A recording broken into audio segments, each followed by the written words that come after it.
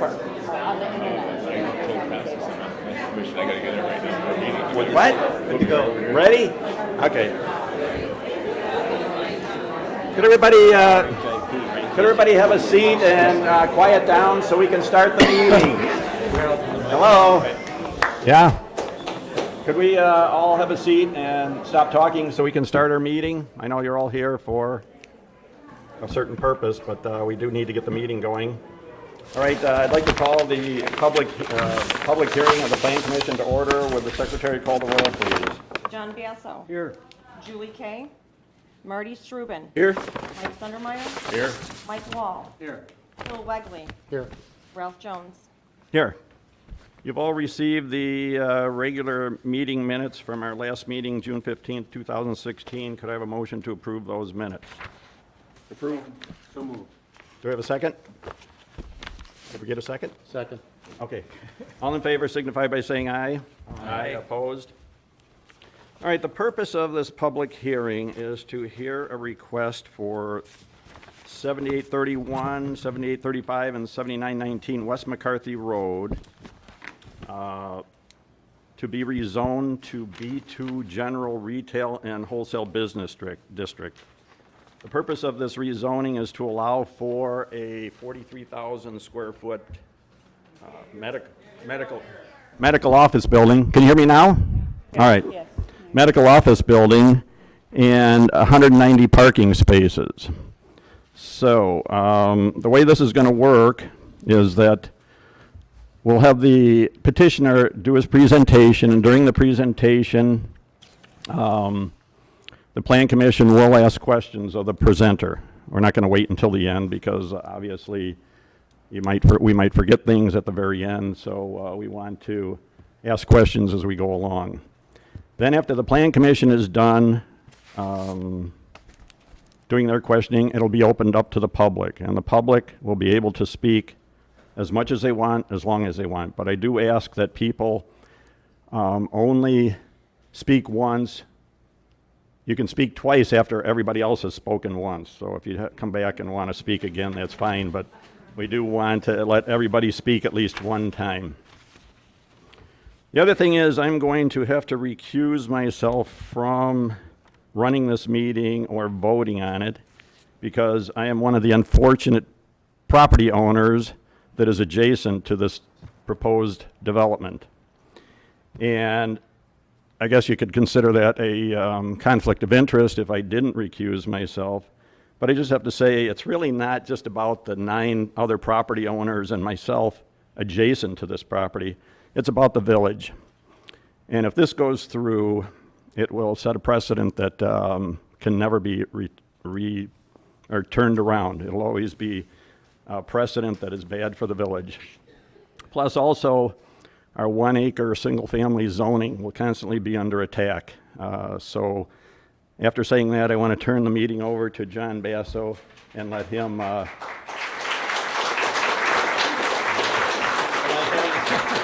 the meeting. But I'm done speaking. Thanks, Ralph. All right. You're going to have to use a mic. You're going to have to use No, that's the mic, isn't it? Yeah, but they Why can't don't you hear take it like that. Okay, we're going to begin this meeting with the petitioner presenting the program that he has planned for us to show us exactly what he has in mind. So, no sound out there at all? Did we pull it out? You speak real Put it close. up closer to your mouth. Can you hear me now? They can't hear it. Okay, my wife tells me I'm too loud, so okay. Who would like to begin with the petition today? Pardon me? They do it. Oh, okay. Could you introduce yourself, please? That one there. Yes. Uh-huh.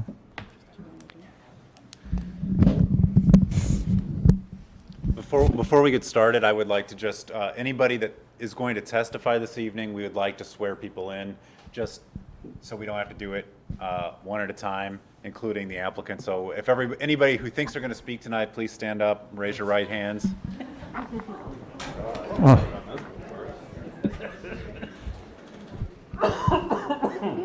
general.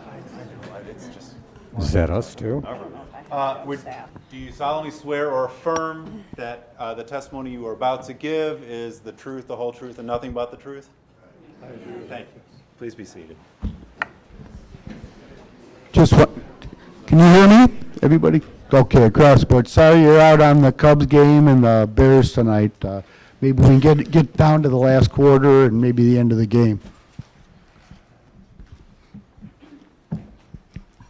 My name is Brad Wilson. I'm a real estate developer specializing for 32 years in healthcare. I've been a director of strategic planning, design, and construction for the University of Chicago. I've completed over $800 million of medical projects over the years. Let me go on here too. I've also been an appointed member of the AIA of Illinois Department of Public Health, Governor's Health Facilities Permit Review Task Force, and the elected member of the Illinois Department of Health Facilities Hospital Licensing Board. So my background in healthcare has touched a lot of areas. My background, I have a very good understanding where healthcare is going, how it's leaving the hospital setting and going into the private setting due to cost and under the new Obamacare. Also Dave Mikas, who's here, probably one of the premier architects and designers in the country. Dave likes that, but he has worked for such hospitals as University of Chicago, Northwestern, part of the Northwestern Maine Project, very well respected in the industry. I also have our engineers here, Bill Cousin, GSG Consultant, who's handled all the engineering on this project, and also Rich Olson from Gary Weber, who's a land planning firm and landscaping architect, designers. Few of the buildings that I've done is one in North Hills Medical Group. It's a 120,000 square foot medical office building. It was built in Menominee Falls, Wisconsin. It was 100% leased on the first day. We've won multiple awards on this building for its quality, its masonry, many others. Another project that I started with at the University of Chicago was the first institutional high-rise, Duchess Waugh Center for Advanced Medicine. I'm sure a lot of you have been there, you've seen it. It was quite, at the time, it was quite an ambulatory care facility and kind of led the way through the industry. I really can't see too well on this slide, but you can see the property, 80th and McCarthy Road, and then you see it contiguous to the hospital. Okay. This is a slide also that shows it. It gives you the positioning of the hospital, why it's so important, and why it would be good for the hospital and the community, mainly because healthcare is going to be done in an outpatient setting. This is going to be bringing family medicine to the community. And again, it's located next to the gas station, located next to the mosque, the Commons, which is, I'm estimating it, but around 140 units. And of course, Payless Community Hospital, which you can see is pretty big thing across from this site. This is the gas station. We share a property line to the west, east for the gas station. It's a full-service gas station with gas, sundry items, and I don't know if it has a liquor license, but I know they sell beer and wine there. This is a parcel owned. This parcel here is the east and south edge of the hospital area. They own a few parcels there. They are zoned residential, and so is the hospital is zoned residential. when the hospital signed their annexation agreement years ago, it has come across that they don't have to ask anybody what to build there, what type of building to build, or when, or what. They can do anything they want without going to any board or anything else. So over the years, things can change very quickly on that property also. Currently, the property is zoned R1A, contiguous to a B2, and of course, the hospital. The strategic plan, which was put together by the community in 2004, provides a diverse mix of attractive, successful, and appropriate commercial uses in selected locations throughout the village that provide desired goods and services for residents, providing a strong revenue source, which I'll get into later, for the village, and contribute to the village overall character and quality.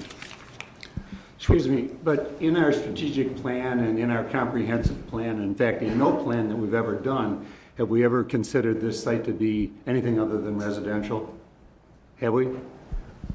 It just says in the plan, it says that, My question is there any strategic plan from the village, any comprehensive plan from the village that ever designated this site as anything other than residential? Yes, sir. Okay, what is it? I'm going to show you in the next slide. Actually, I've got the page here from the comprehensive plan, the commercial comprehensive plan, and we were talking about the Right. properties next to the courtyard up to the former Payless Realty, It did when not- we talked about that, It never not this. included this site. No. Well, it's worded quite differently than what's being represented, but can I finish We my were- presentation? We were all on the plan commission at the time it was drafted. I know you were, that's what another slide I have. So let me continue, please, and I'll Sure. hope to answer your question. In objective number 5 of this goal, it says generate additional tax revenue for the village throughout successfully established development of retail and other appropriate commercial uses.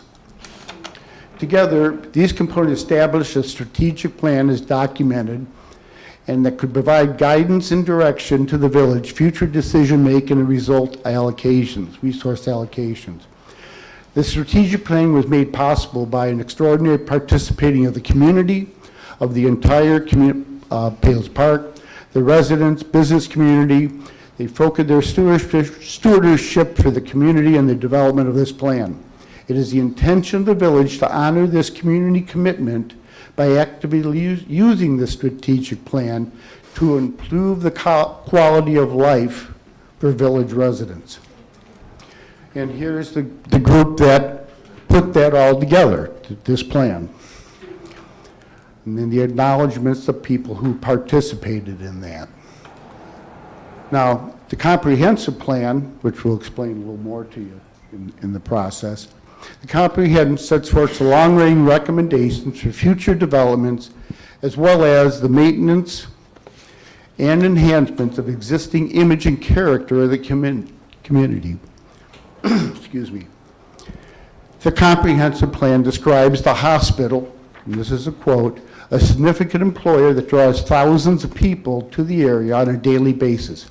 Professional offices, retail, restaurants are often located near such institutions and provide support, services, and goods for employee and villagers. Proximity to a hospital strengthens the community viability, commercial viability in the area. That's in the plan. The comprehensive states about commercial uses is the most important. However, it needs to ensure the appropriate character and quality of all commercial uses. Given the proximity to nearby residents and the overriding emphasis is being placed on maintaining and enhancing the village overall character and quality of residential life.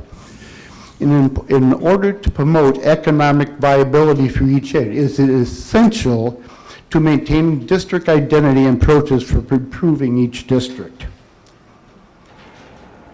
The 120th Street corridor area includes the properties fronting on the south side of 123rd Street, east of Norfolk and the Southern Railroad, The frontage consists, Excuse me, are you suggesting that that's the language that applies to this property? when it talks about the retail, the gas station, and the hospital, I would assume that would be it. But it doesn't show that on the map, does it? The zoning map is an existing zoning map. I'm talking about the comprehensive plan. Yes, it's an existing zoning map. It didn't say any areas that could be different. Okay. You're not answering my question. My question is, you're referring to this 123rd Street corridor, right? Could I finish? And that's designated on the comprehensive plan drawing. Correct, as This property- existing. Let me explain. This property is not included in that corridor on the drawing, right? Right? It's an existing zoning plan. I'm asking for a zoning variation of to B2. But you're relying upon wording in the comprehensive plan that was not intended to apply to this property. Oh, so the wording of this doesn't make any difference, is what you're telling me? I didn't say that. I said. You said the plan. Could I said the finish my wording does not- presentation, though, and most of this will be answered?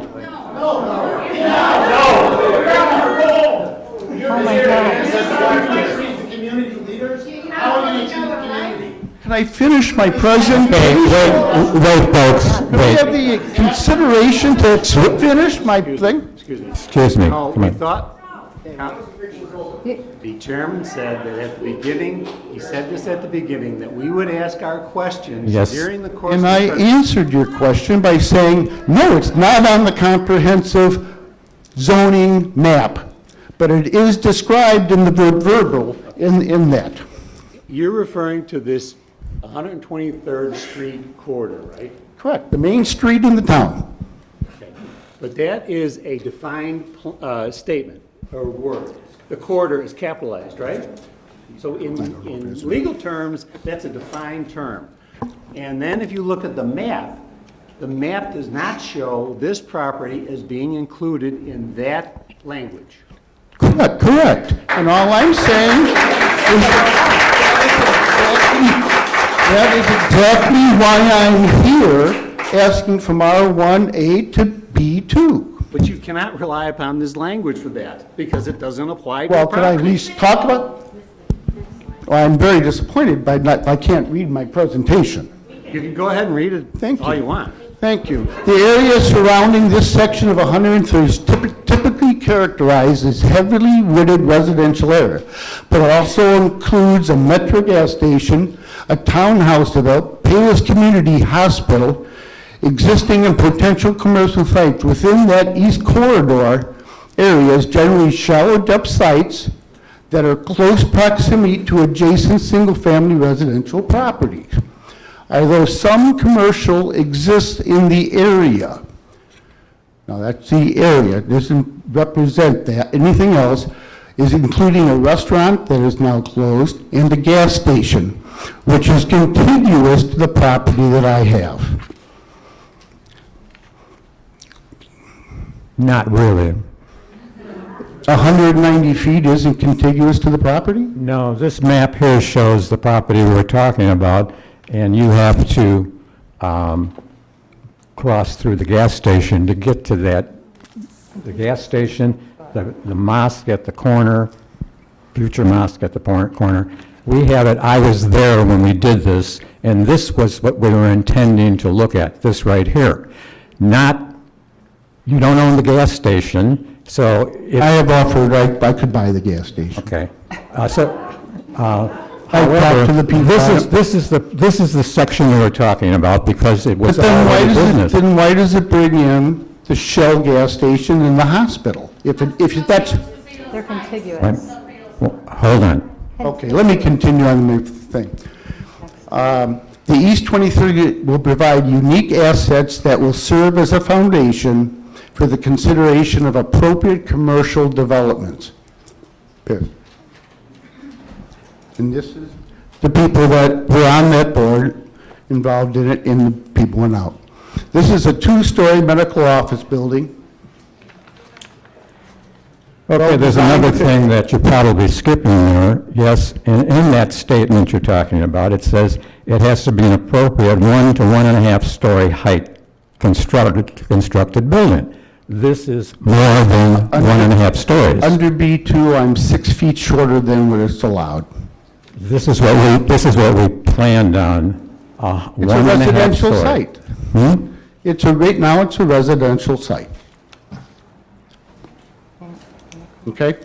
No, I didn't understand, I didn't hear what you said, Right actually. now, it's a residential site. Yes, it is. Under B2, this building is about, I think it's, Lori, what is it, about 6 feet shorter than the allowed height?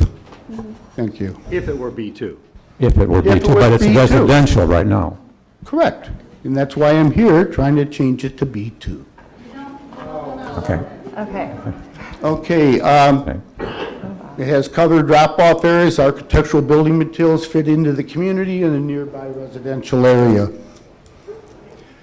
This is not an ambulatory center. It doesn't have ambulances coming to it. Inpatient center, there's no overnight stays. It provides offices for physicians and family-rated practices, and the normal hours are between 7 o'clock and 6 p.m. This is the elevation drawings that I'm sure the board has reviewed, or not. This is the architectural and site plan proposed development. It's 3.8 acres. It has 190 parking stalls, underground detention, because I wanted to save that half acre for keep trees for the community, and paying $400,000 to bury the retention to save trees. Well, isn't that required also by the Metropolitan Sanitary District also, that you retain all your water? Absolutely, but I'm doing it underground. You're doing it because of that too, right? No, it costs me, I can do it, I could put above-ground retention on that property. But I decided to put it under because it's safer for the kids and things like that. They're attracted to water. So I'm paying the $400,000 more to keep that trees on that property. And you get more parking that way too. No, Oh, he's leaving. I don't get more parking that way. I could have put more parking on that property there. I'm already overparked. I'm required to, under the guidelines, I could get away with 160 sites. I have 190. So. Here's the building in the area, talking about the setbacks. To the west of the property, I've increased our setback to 30 feet instead of 20, so we could create a berm in the proper landscaping under the code for that type of B2 to build this area that would meet the code for buffering. On the south side of the property, done the same thing, but that's 40-foot property line. So I have additional berms and blockage. This building is, let me ask the engineer, how many feet below the back grade to the grade of the building? Is it 7 feet? 16 feet in the corner. What? 16 feet in the southwest corner. From the southwest corner to the building or to the street? To the street is only To the building, to the building. from the southwest corner of the property to the building is 16 feet vertical difference in elevation. The building's set down 16 feet. What that tells us is that building won't even be seen by the neighbors in back.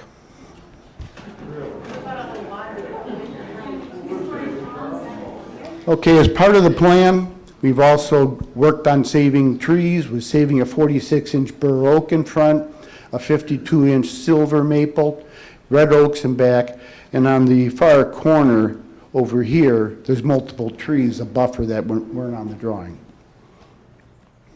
How are you going to save trees when you're changing the grade of those trees? Even if you put a berm of some kind, you can't bury any of the tree. No, there's And take existing, away, 6 feet from the trunk of a tree is way too close to that tree. And I think one of those trees should be designated a pre-settlement tree. That's how old it is. I think it's 250 years old. And I don't think that you really are protecting that to the point where it could possibly live. are you talking about this tree right here? The bur oak? Yeah. That's being saved. And there's no Well, yeah, grade, you say you're being, but there's no grade change on that tree. okay. It's And the existing grade. grade changes on the other 5 or 6 trees that you're saving, is there a change on those? No, it's behind the berm. That's why we made it 40 feet and back. And so how many trees are actually going to be left that are there on that property? How many, do you have an estimate? Not yet. More than 6? Absolutely. More than 100? No. There's only 200 trees on the whole site. I know, so how many are you taking out? I don't know yet. It looks to me, This whole Like area, it's we haven't leveled. counted the trees, and we haven't come to terms on the city what they consider. oh, I thought we got some kind of a report here on the number of trees. There's 217 trees, but we've come back to the arborist and talked to him, and some of the trees are dead, some of them are under the proper sizing, some are elms that the city doesn't want, some are ash that the city doesn't want. So we're recalculating a lot of that, you know. Who said that they didn't want them? Did somebody Do you in the want village tell you that? trees, continue it? I don't Do you know. want, Did somebody tell you we don't want elms? you don't want ash borer, do you? I didn't ask that question. Well, I you said- should. No, I understand. No, and the ashes there are, but not the elms. There's some, I have 2 very healthy elms on my property, probably Congratulations. 100 years old. I've had communities that have lost all of them. Well, different kinds of elms have different diseases, and there's Okay, some we're that good. are alive. I'll continue then. But to me, it looks like, basically, you're scraping the property, and maybe you're planting around the berm, I don't know. But how do you hide that from all the people in the back? Are you leaving that strand of trees in the back that's there? Existing trees, yeah. Vegetation? Absolutely. Is this your tree survey? Yeah. Yes, it is. Okay, this says there's 322 trees on the property. Okay.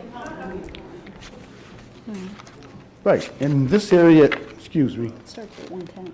I'm just answering the question. Somebody asked how many trees were there. yes. And I don't know the count of the trees here, but it was estimated substantial. No, this says they were counted. They were counted, and we're saving them now, so we aren't taking them down. There's also only 210, the numbering starts at 110. So there's only 210 trees, just. Okay, and that little spot that you have there next to the gas station, I count it as a third of an acre, not a half an acre. I said approximate, a half acre. okay. Sorry. I am still contiguous to a gas station. I'd like to maintain a buffer. We all know what being next to has done to the family. They won't be able to sell that lot to do anything with because it's B2. And we all know in most communities, next to B2, we have transitional commercial property that would still allow a medical office building. Okay. Okay, this is what has come up with this development, because in your comprehensive plan, you state that you need to generate revenue through commercial buildings. This project would generate $351,000 a year, which is a substantial amount of money, $216 going to your school district. With one other building in town, we would have been able to pay the bond referendum that's currently on the table without going to any issues with the residents. But you'll pass that up, no different than you passed it up with the mosque, because they aren't paying taxes either, which is a shame. Okay, But I don't think revenue or money should be any reason to change zoning. I don't think that that's the reason.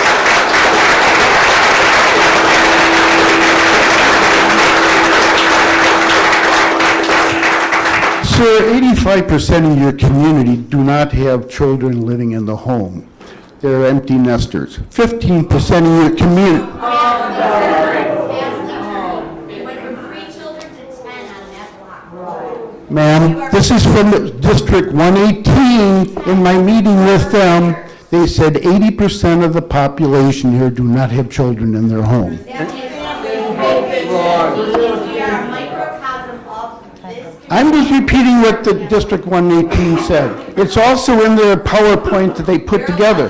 Okay. Yes. We're going to give the audience a chance, so we have to control this, otherwise we're going to have mob action.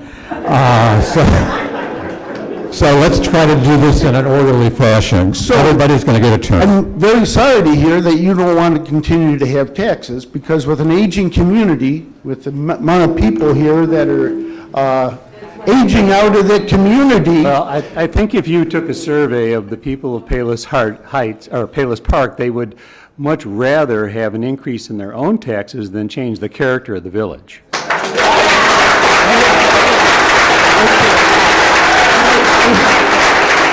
I hope, along with that they also understand you got to maintain the schools, you're going to have to vote a referendum to make that happen. Bring it on. Okay? And 85% of the elders in history have never approved a referendum when there's 85% elderly in the town. It's not realistic.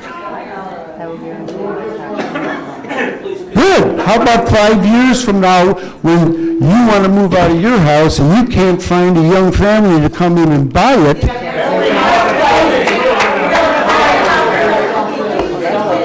Okay, please, okay, come on. This is the photometric plan. This photometric plan shows, even though these dots are numbers, that we're using LED lighting. The LED lighting shows zero lighting at the property line. Zero. That's what LED lighting can provide. It won't flood or flow over into any other site. Also on McCarthy Road. Can I ask you if anyone got an approval from IDOT to do a cut-in on a curb? I had a difficult time reading those signs that were on the property because it's a dangerous curb. And you've got people coming and going out of there. Did they give approval for that? It's in application. We all know that it's a dysfunctional group and it takes 6 to 8 months to get zoning, to get their up there. Okay, please. You may think this is funny, but this is serious stuff with taxes. You've also been very misrepresented by a few people here who have told you what else this property could be. So let's, Please Okay, don't. please, let's go. I will talk about that later. This property, this is a summary. I'm requesting for a B2. The property is contiguous to the hospital.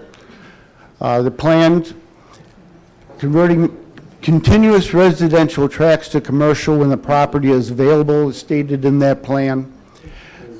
The professional offices should be constructed in the vicinity of a hospital to strengthen the hospital viability, and it continues to say, and adds to the character of bringing additional commercial to the area to raise taxes.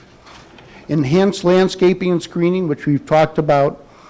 The strategic plan that is in proximity to the hospital strengthens the community's viability in the area. It doesn't lower your value of your properties. What doesn't? No, I'm not kidding you. Then why, okay, I'll answer those questions as they come up. I've been a realtor for 19 years. This development aligns with the mission and goals of the strategic and comprehensive plan, and no variances whatsoever are sought or required here. Thank you. Questions, please. No, wait. No. John's running the meeting. Yeah, thank you for that presentation, and we have more? There's more for this presentation? I'd like to reserve the right to talk. No, I mean, are there other people going to speak? No, that was a presentation. Oh, okay, all right. I will entertain questions, okay? Okay. And then And I respond those back to you. You can answer the questions, okay? sir. Because I certainly don't Very have happy those with that. answers. Thank you. Who would like, if you come up to speak, you have to use the mic, you have to give your name and your address, and please, if you're for, against, whatever, come up and say what you want. We're here as long as you want tonight, okay? So everybody can speak if they want. John, I have a follow-up question first. Okay. Did I understand your last statement to be that this particular property will not diminish the value of the homeowners adjacent to it? Absolutely not. And what is the foundation for that statement? The foundation is that that area, through that area, the less than half acre or less than 1 acre home sites, there's been behind it, Okay. have been foreclosed, multiple are for sale. There was one for sale up by the gas station. It's, your property values based on the commons are down $50,000 as an average in the last 3 years. What does that got to do with you putting this property on this site? My question is, is it your position that this development would not diminish the property?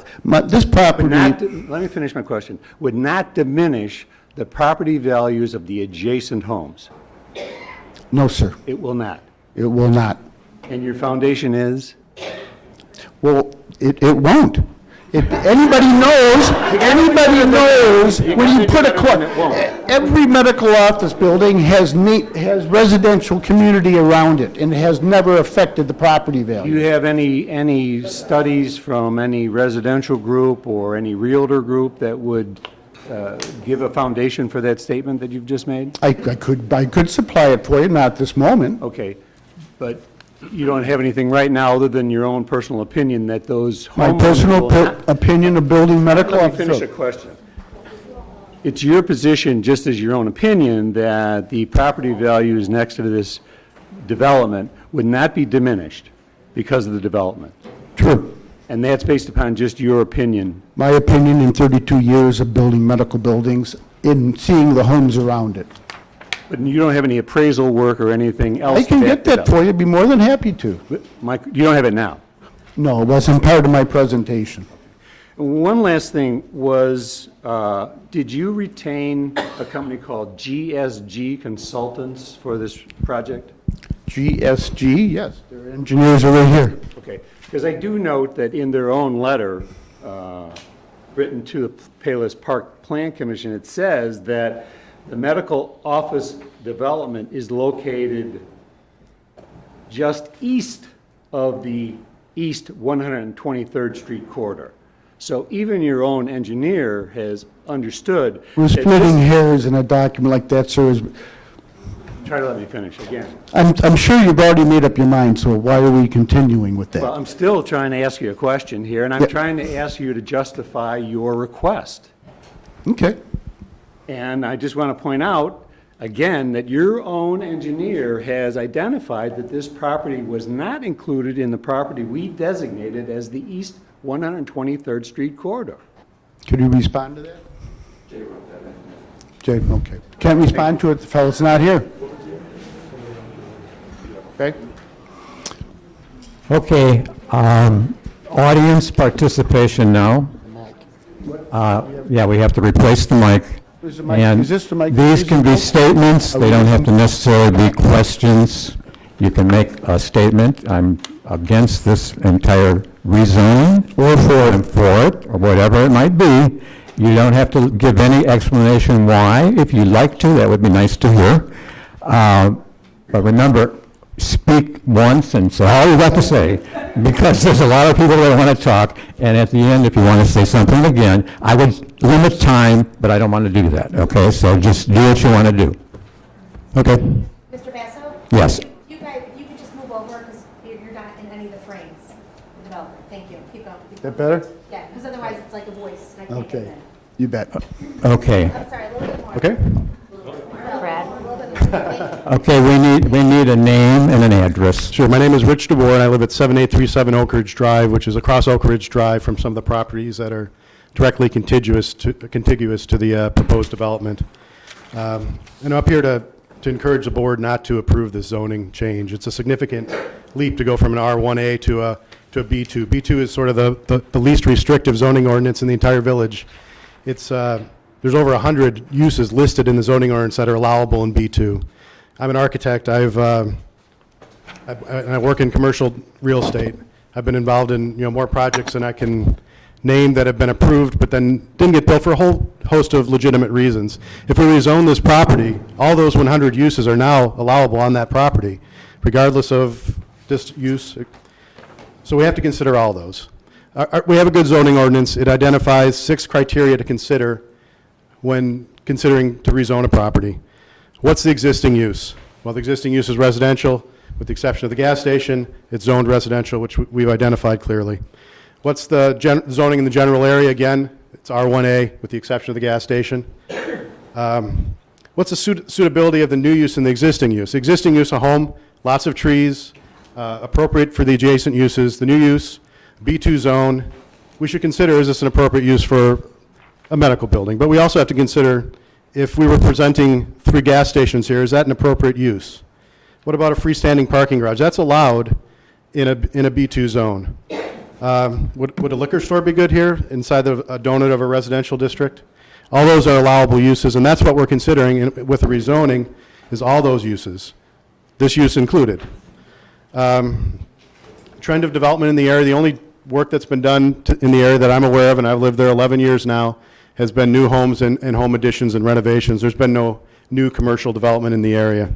The comprehensive plan, obviously we've seen a presentation of that, and we can look at the drawings in there and clearly see that the zone they're discussing is not this far east. It does not discuss B2 anywhere in this part of the village. There's only 3 B2 uses in the village: this gas station, Frangella's, and then the intensive use at 131st and LaGrange. And I think you can argue with this gas station, which was made a B2 in 1965, the village didn't look at this comprehensively. The gas station was there. We didn't look, hey, this is an appropriate use for B2. Let's put that there. That discussion never happened. That was an existing use that was zoned B2 because of what it was. So to use that as the only criteria of the 6 that is true in that it's adjacent to a B2, which is one of the criteria, what's an adjacent use? Should that be the bar to rezone a property in Palos Park? It's next to something. Thank you. With respect to just the zone, so I don't believe the zoning should change, but respect to the actual development that's being proposed, I noticed a few issues. The parking formula being applied is the parking formula for a professional office and similar use. The zoning ordinance also has a formula for medical office, dental office, and similar use. That requirement's more restrictive. From the public notice I received, what I saw in the paper and the presentation tonight, my belief is that this is a medical office building. I'm uncertain why the village is applying the professional office. If we apply the medical office parking requirement, 29 more parking stalls are required to comply with the ordinance, which is significant, but also should speak to the intensity of this use. That's a lot of parking. That's a lot of people coming to this site. And it's legitimate for a doctor's office to have a higher parking requirement than a professional office. If you think of how a doctor operates, they make money by having patients come. They may see 6, 8, 10 patients an hour. An attorney doesn't have that many people come to their office every day, an insurance broker. It's a legitimate different use, but I don't understand why we're not applying that if it's in the ordinance. If I'm incorrect and that's not the right parking ordinance, I'll respond to that, okay. yeah. And it should be a professional office. I didn't see a loading berth on the site, and that's a requirement of the zoning ordinance. To add the 40-foot long loading berth, you'll likely lose parking and make what's potentially already a tight parking condition worse. As dimensioned on the drawing, the height of the building is dimensioned to the mean of the roof, which is correct for a gable or a hip roof, but this is neither a gable nor a hip roof. This was described by the village staff to me as a mansard. In reality, it's probably a decorative equipment screen. It doesn't come up to the top and enclose the building. It goes up to hide equipment, which is a good thing. It is a good way of doing it. But it's taller than is allowed if you measure it. The zoning ordinance identifies a mansard roof to measure the height to the deck, which is the top of it. If it's not a hip or a gable roof, it would also be measured to the top. And although it's not dimensioned on the drawing, I saw it by estimation, it appears to be over. It is on 35 the feet. drawing. It is on the Okay. elevations of the elevation Well, drawings. the mean was, I didn't see the total height. Yeah, but it's about yeah. 6 or 7 feet low, so it would make no difference either way. So it's 31 feet tall to the top. I think it's 32 To the top. It's 32 something to the mean. to the mean, and then the The incorrect existing measurement, height so, would yeah. keep it, is it 39 feet that would? 35 feet is the allowable height. 35. 35, okay. And then I took a look at the traffic study, and I'll be generous and say it's incomplete. Data was observed on one day in the middle of July. The There's no mention of the fact that there's a school down the street, which is a significant driver of traffic, or that the fact that the hospital has a large amount of shift workers, which are a large driver of traffic, or that there's a commuter train station that also feeds into this intersection. Those of us in the area all know that all three of those uses require the police or public safety officers to direct traffic in order to allow them to safely go in and out of the sites. The report identifies that we should locate the new drive somewhat aligned with that drive. It's already a difficult intersection because things don't align, and now we're adding a potential three-way exit at the same location. And I have both safety concerns and then that it's been properly reviewed with the actual traffic count for most of the year and not, just the one day in the summer. So I guess to sum up, I don't support this. I would encourage you not to support it, both from a rezoning request, and if you look at the actual request, I have some technical disagreements or concerns that items aren't being properly complied with the village code. So thank you. Thank you. Sir, I would like to respond to that, please. Well, if you respond to everybody that comes up here, I don't know if that's the proper thing to do. Because there's some substantial things there that weren't accurate. Okay, go ahead. A lot of things are not accurate, but been represented by the community. Yeah, and I have I'm to rebut it. concerned about the parking too, because if you have how do you know there's 109 employees? That's the first thing I didn't understand, how that could possibly be. Dave, could you that explain will why know there's how many 190 employees there employees, will be in this how it's building? calculated? And that would be 190 cars parked in the parking lot? Or 90? Again, all we can do is take a look at our other MOBs, and for every 1,200 square feet, there's one doctor. That's how we work that out. So with every doctor, there's 4 employees, and that's how you work the numbers out on that. And how many employees would that constitute for this building? How many did you say? So it's if you do 1,250 square feet, it's 1,200 square feet per physician, okay, of net area. And every office has approximately 4 to 5 people, so you can use 4.5. You run that math, and that's how we got the numbers. And then, of course, then we look at employees, and again, my colleague, other architectural colleague, physicians do not see patients 6 or 7 times an hour. Not with the new Affordable Care Act. They're seeing them approximately 1 every 15 minutes. So it's 4 per hour. So again, you ran those numbers, and that's how Brad came up with those that total. But I guess my question, I don't think it was answered. How many employees would be there? Because I imagine we're not carpooling in trucks and cars. Everybody's driving a car. So how many employees would be there at one time in that parking lot? Yeah, all we give you is that is approximation, because we don't know who the tenant is. Oh, you did give us a number, though. Yeah, okay. And The report was 109 employees. 109 employees, how many Okay, other there could be- spaces are left then? That's a point. Until I know the tenant, this could be an imaging center where they have one employee You'd have to plan for the max, not the minimum. I have. That's what we're planning on. Well, Because we Ordinance is 5 per thousand. You don't comply with that? well, the ordinance doesn't quite read that way. Lori and I, 1 per 200. 1 for 230. 1 for 230. Special office, 1 for 200 for medical, dental, and so on. As it's worded, though, that is meant as an inpatient facility. This is not an inpatient facility. Agreed, but it's not defined. It is defined that way because we've had that conversation and we've agreed to it with the plan. So the parking is exactly. I also brought Louis Albuna, who is also specializes in parking, and he. What? They didn't do your report, though. That was a different company. I brought another one because this was in okay, reference to the please, parking. we're not getting this on record. If you don't give your name, we'll ask questions. Everybody will get a turn. Did you have another point to make? Yeah, it's inaccurate. That's all I have to say. Well, inaccurate's not good. Well, then the code, it meets code. Hello, my name is Karen Lally. My address is 7827 McCarthy Road in Palos Park. I am directly next door to the property. The red house is right next door to me. So we moved in 15 years ago when our daughter was 20 days old. I would like to formally submit signed petitions opposing the rezoning from R1A, residential single-family dwelling, to B2, business district. There are 514 Palos Park resident signatures. There are 110 unincorporated Palos Township with Palos Park address resident signatures. And there are 93 Palos Heights resident signatures.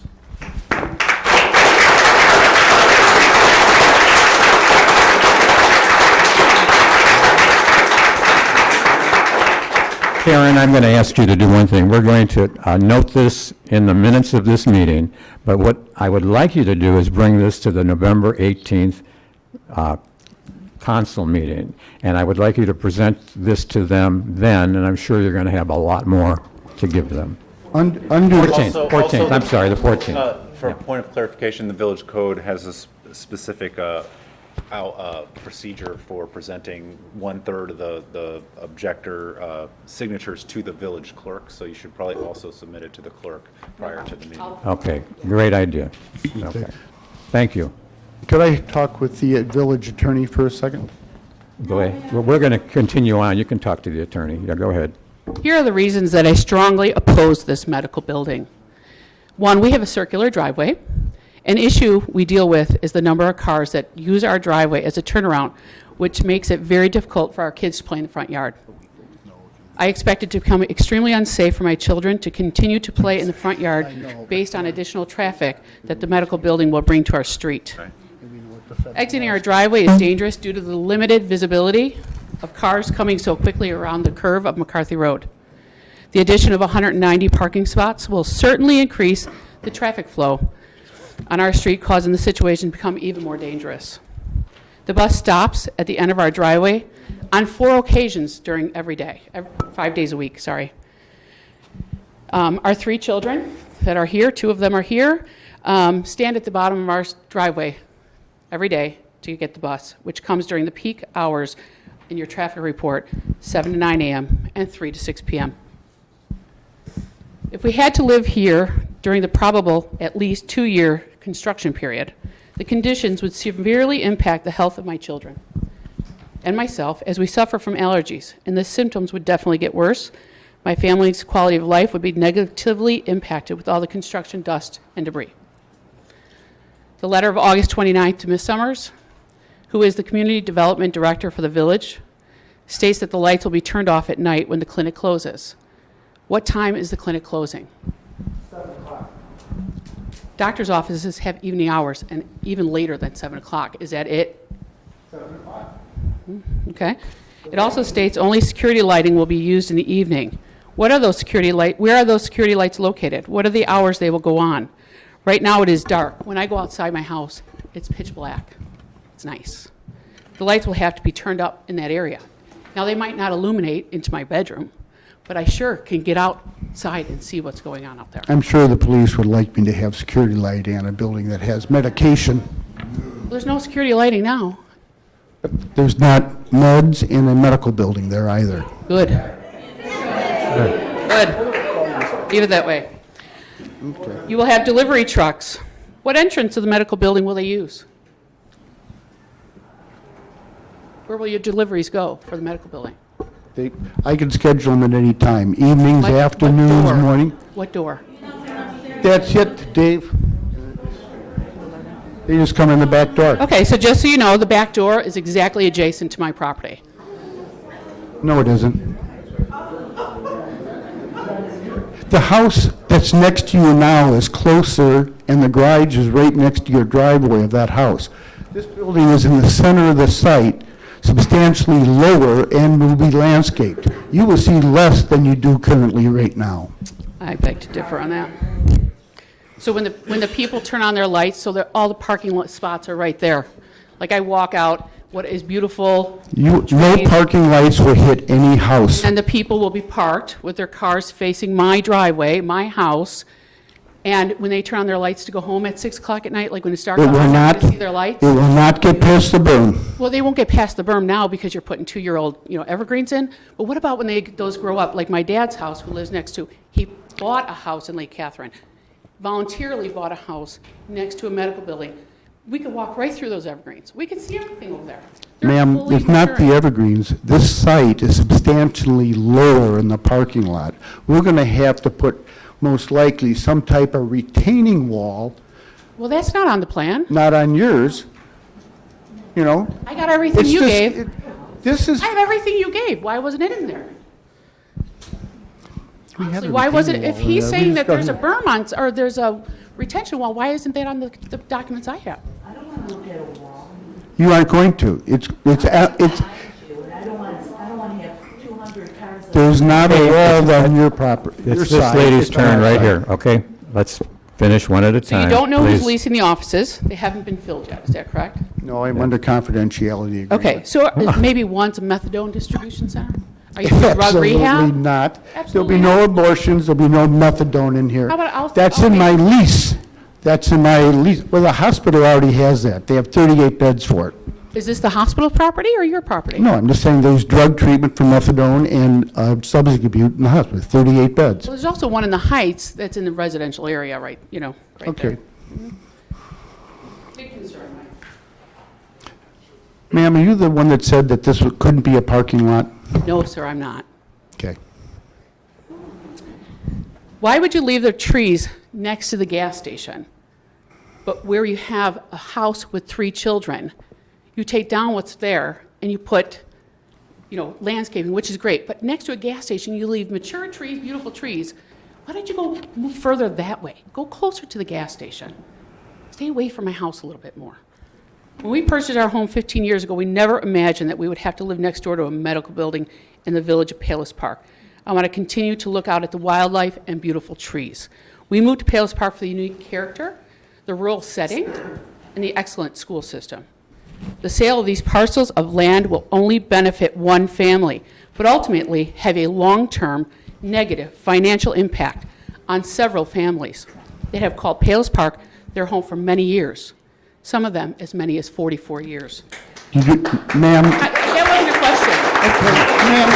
this was, I respectfully ask you to deny the request from residential to business zoning, as it will negatively impact my family's privacy, safety, health, and the negative financial impact it will have on my real estate value.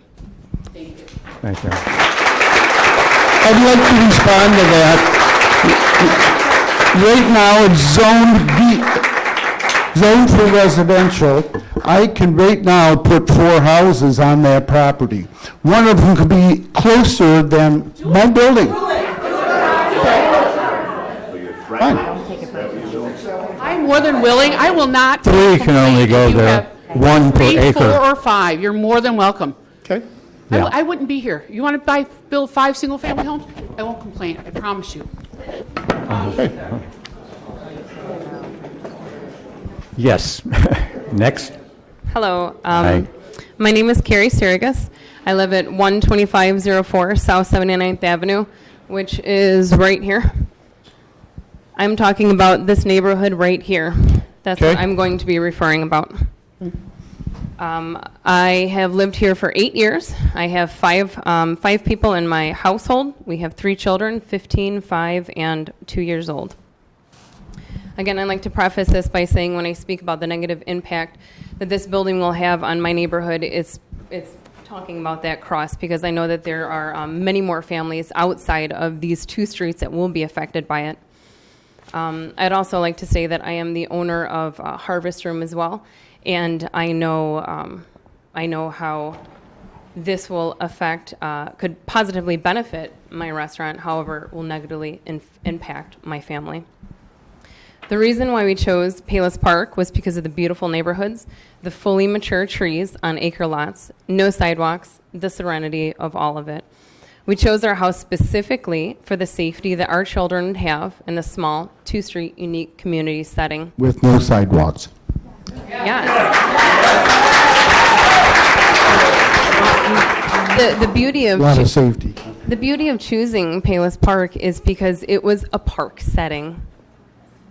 Changing these lots into commercial building with parking will morph the safe neighborhood that we chose to live in into a hybrid neighborhood, but it will also put our children at risk with the increase in traffic. By changing the landscape, you will be changing the integrity of what Palos Park was made of, the rich tradition of family village, the actual bones that makes Palos Park, Palos Park.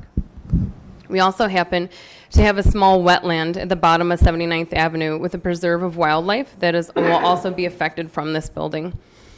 We have had many issues in flooding in the past, which makes me question how taking away 5 parcels of drainage and replacing it with concrete will affect these wetlands, the wildlife that rely on it, and our houses around it.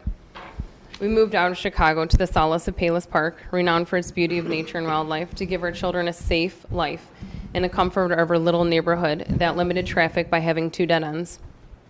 We did not move to Palos Park to have it turned into a concrete jungle some 8 years later.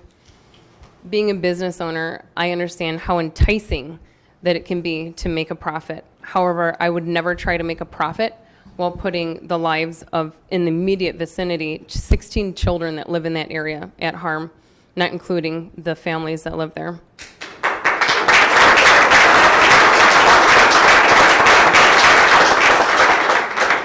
Money is not worth that.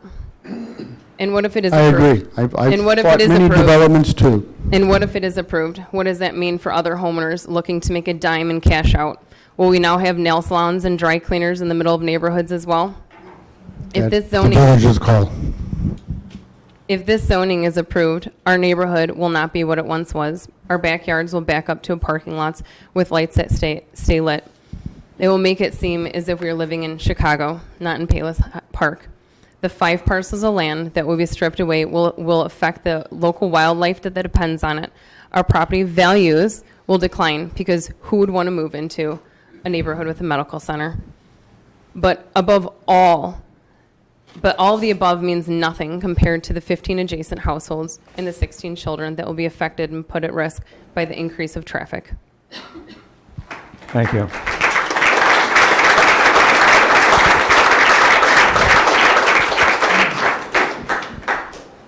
I just wanted to take a second to talk now because I'm Carrie's neighbor. My name is Sue Parker. My address is 12503 South 79th Avenue. I'm in the same neighborhood as Carrie. Additionally, my husband and I just purchased, less than a year ago, the 2.5 acres of land adjacent to our property. We now own 5 acres of land in Palos Park. We bought that land to block this kind of stuff. We bought that land. We spent our money. We spend $18,000 a year in property taxes, and we spend that to block this. My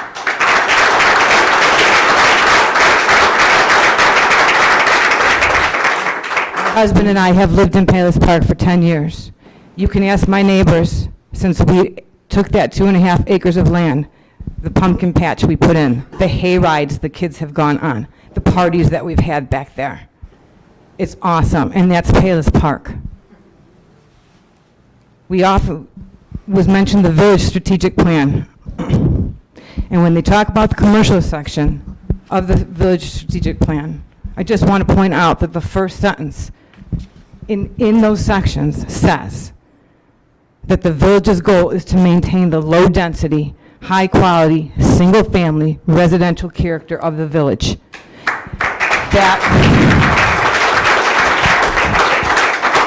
We are distinguished from our nearby municipalities because of the forest preserve areas, the wooded large lot residential neighborhood, and the rural small town feel. That's Palos Park. We are invested with 5 acres worth in this community. Our roots are here. Our neighbors are here. This is a family town. If we wanted this, we'd live in Orland Park.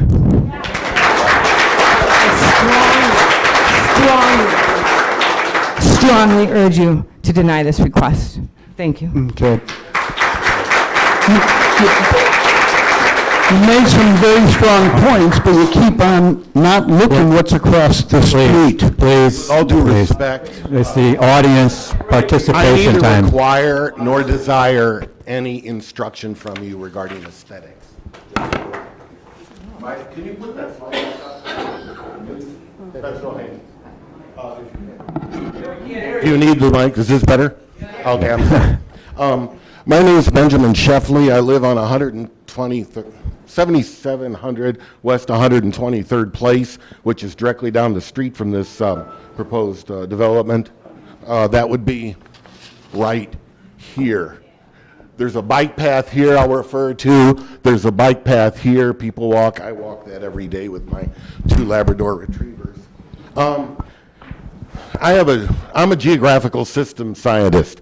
I have a PhD from the University of California at Santa Barbara in geography, specializing in location science and operations research.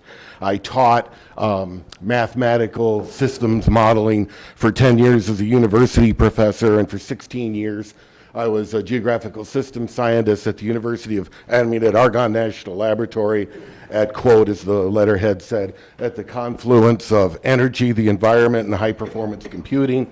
For the last 8 years, I've worked for essentially 4 companies solving, quote, difficult problems. The companies were Target, El Paso Natural Gas, the Kroger Company, and Monsanto. I say all this a little just as a background that I have some analytical chops to look at the traffic impact study for this project. And one of the things they start off with, first of all, it's a peak hour vehicle volumes. They were concerned with this. And so they chose a single day of data, which of course was Thursday, July 14th, 2016. And that one day represents all the traffic that will ever impact this facility. It's interesting that there was no accounting for hospital traffic, which we know is actually, there's a lot of it and it's highly pulsed. I'll go into that in a minute. There's no mention of the train traffic. And they also apparently overlooked the fact there's schools here. And there was no school traffic because that is neither a school day, actually it isn't a school week. It was done when it wasn't a school season. Okay, so they missed that out, even though the district hub facility right down here is the entire facility for the entire district for their school buses. And there's a school next to it. So those things are not part of the data. You look at this proposed facility, they ask how many trips are going to be generated out of this facility. Well, that's where you'd start, I would think. Well, to do that, they characterized this building as code number 720, and characterizing the building because it's 43.769 thousand square feet, and you go to the ITE trip generation manual, 9th edition, and it gives you a number. Okay? To say that's a crude assumption is, well, it wouldn't pass any of my, no student in my classes would pass that. Anyway, generated trips, number out of a book. They also mention historic growth patterns consistent with Cook County. And we know Cook County is just this homogeneous 1,600 square mile place that we share with 5.2 million of our co-people. Wait a minute, it is different. It varies dramatically throughout it. To say we're like Cook County is another, what they would call, heroic assumption. Okay, and then what they do is they take these generated trips, they have their building statistics, they have a number of assumptions, tons of assumptions, and lo and behold, they put it through the Synchro 9 software. You read the manual on it, and it's very sophisticated. It's very nice software setup. You can also haul bagged cement in the back of a Rolls Royce. You can do it, but it's stupid. What you've got here is classic GIGO. Garbage in, garbage out.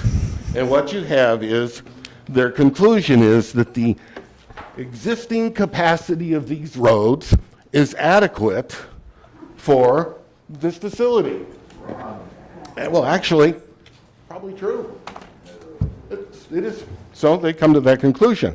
With a hugely simplistic analysis, it's possibly correct. What pisses me off about these shills who support this wholly inappropriate development is they've solved the wrong damn problem. The problem has nothing to do with the volume of traffic filling that system. It has to do with how dangerous it is. And I showed you where I live. I know 123rd Place. It's a street with a 20-mile-an-hour speed limit, and I have a neighbor here who will agree very nicely with me, and the speeds traveled are typically from 20 to 75 miles an hour. I would really like to say I'm exaggerating, but I'm not. And my driveway has hosted many a very successful speed trap. And okay, so basically this is a hugely simplistic analysis. Solve the wrong problem. Okay, so let's stand back a minute. Let's just think clearly and try applying some realistic logic in a world that actually we understand because we live here and drive here. And you think a minute, you got 192 spaces. This isn't retail. This is for doctors. You want to be near capacity, as any entertainer will tell you. If you want success, you got to fill the big rooms. Okay, you fill those rooms. And what they do is you typically make sure they have those waiting rooms full of people. And as anyone who's been to the doctor in the last, say, 30 years is pretty aware that, you wait in a waiting room. The doctor doesn't. Oh, the doctor goes through the patients. So they got to keep that waiting rooms full. That apartment, those parking spaces are going to be full. Okay? So let's think a minute. You got 192 spaces. People come, people go. You got maybe, let's say, 50 to 120 people going per hour. They come, they go. And when do they go? That's 1 or 2 per minute. But it's not just 1 or 2 per normal minute. You can think of it in terms of a whole variety of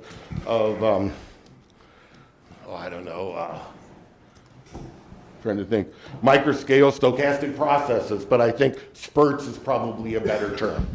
Okay? So what you have is spurts of traffic.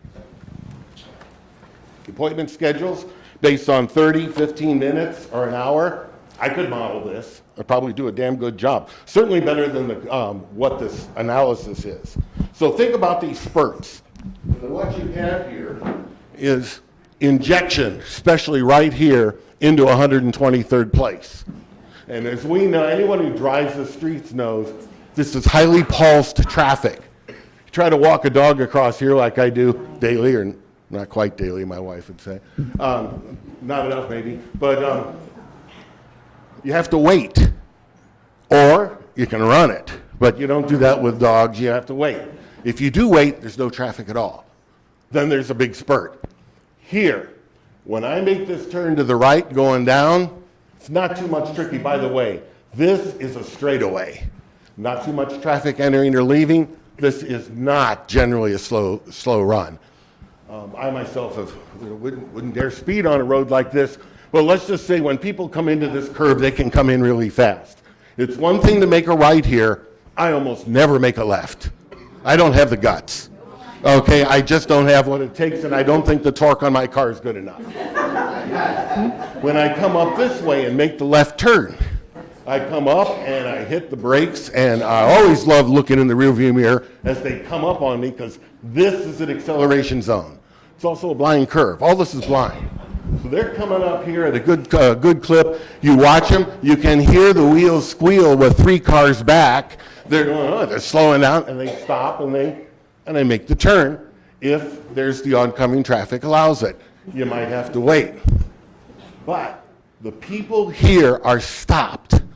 Someone going out from here, entering here, and by the way, they, with their beautiful software, say on the order of 8% of the traffic is going to use 123rd place. And anyone who knows this area knows this is your go-to street, not this mess. And occasionally in here, if you're coming from down here, anywhere from the north, 123rd place is the one to take. That's the reality versus ridiculous, simplistic assumptions.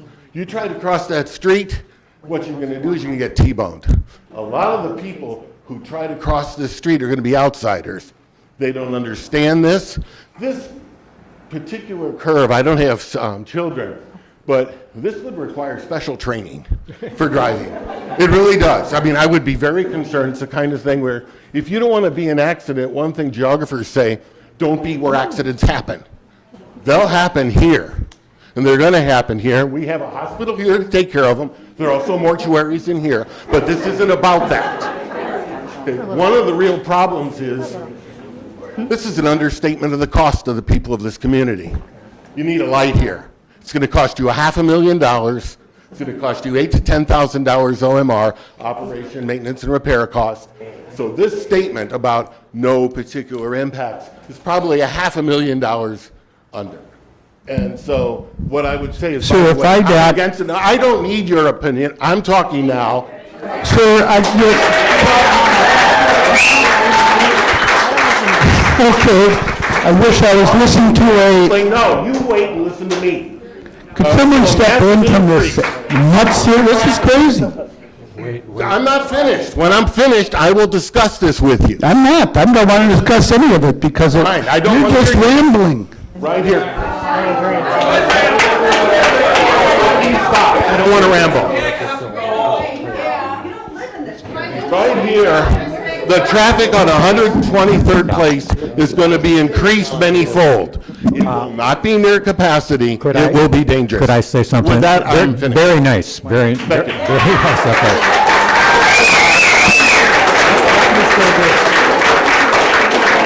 The developer does not need to respond to everybody that comes up here. That's not the idea. You tell us what you feel, you make your statement, and then that's it. I specifically did not Okay. want a response. Okay, no, Yeah. that's fine. Okay.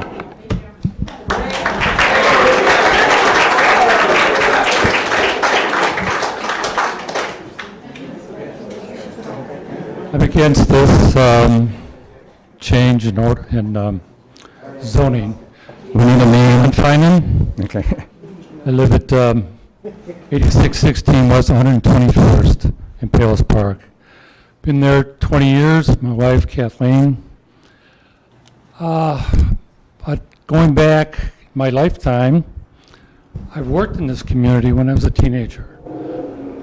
I painted probably some of the old houses in here with my uncle. I probably did your front room. And during that time, I knew Palos Park, and it was magical. It was a dream, and I was just a teenager. So, got a chance to retire here, moved from Texas to get here, although we raised our kids in Chicago, just to be here. And we love it, of course. We have one overriding thought I'd like to say, and what this is all about, I think, is changing our residential to something else, whatever it is. We want a residential. I don't want change. I think we have unused commercial property around here right now. What about Hobnobs? What's being done there? They wouldn't sell it to me. Okay, fine. I'm sorry. By the way, Mr. Wilson, you have a tremendous plan. I mean, especially your high-rise buildings, very impressive. I mean, you're very complete. But what gets me about some of the developers that come into the area, and I've seen other ones, they buy the property expecting themselves to change the ordinance, the zoning. They think they can do this with no problem. I think they've got a problem doing that. We don't want that changed. So, what about the other side of the road? What about that property that the hospital has control over? Why didn't you build on it? Pardon me? They won't let you? No, there's not enough property there. Not enough. We need more. Okay. That's all I have to say. I just want no change.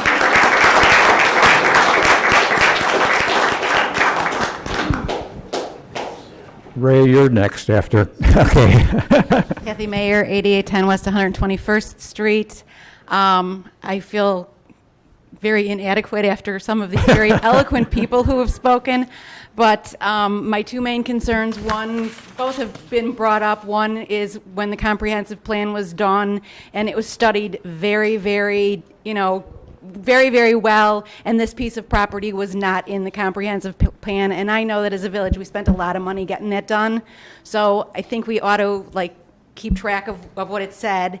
And the other concern that I have is about the traffic and the school buses from 118. There are no other roads for those buses to take, and the traffic on that street already is horrendous. And on an outside curve like that, it is just going to be such a dangerous thing to do, to add all that additional traffic to it. So those are my, and they did bring up one other thing, which I just wanted to, as long as they brought it up, the 118 referendum for the preschool, the pre-K classes. There's a website out there, prek118.org, so if you don't know about it, go there.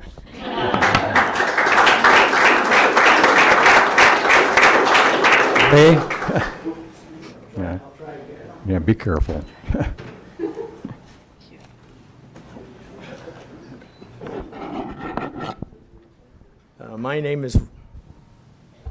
Can you hear it? Is it working okay? What? Am I too far or? Yeah. Right here? Okay, sorry. My name is Ray Chocholek, and I live at 10 Hillside Circle in Palos Park. Irene and I moved into this community with our 4-month-old daughter almost 50 years ago. So I guess I'm considered one of Mr. Wilson's 80%. Now, during that period of time, a lot of changes have occurred, and we have seen it. But the village has mainly retained its character, which to this day I think has been wonderful. Now, we've had a lot of pressure from the outsides. There's been tremendous development along the north end of the village, Southwest Highway. When we moved here, there was nothing there. There was pressure from the east side, from Palos Heights. Ishnala did not exist at that time when we moved here. Now it turned into housing development. The Commons, Palos Park, that was a Johnson lumberyard, and then it was an all-wooded area. And so we have seen many changes, but yet the basic character of Palos Park is still here. Now, the village, because of the changes that have been made in our community, and with the changes of what has happened in Orland Park, on our property, and I'll show you where I live, basically, right about here, I'm just off of Southwest Highway. And when you talk about a curve and cars coming around a curve, I think I am an expert on that, because we've had cars coming around that curve on Southwest Highway. It says 40 miles an hour, and I can guarantee you it's over 50, 55. And so coming around a blind curve is very, very dangerous. And many times when we try to go to Orland Park, my wife will not make a left-hand turn on Southwest Highway. She will make a right-hand turn and then come down Woodland Trail. Now, I will go left because I want to go left. But I do have to wait because of the traffic lights. And both now, I know when the light changes at Route 83 and Southwest Highway, I have to wait for the light change. And that's dangerous. We have tried to talk with the state. We have had meetings with the mayor. It's been years ago. We asked them to please reduce the speed to 35 miles an hour because they're going to go 45 anyway.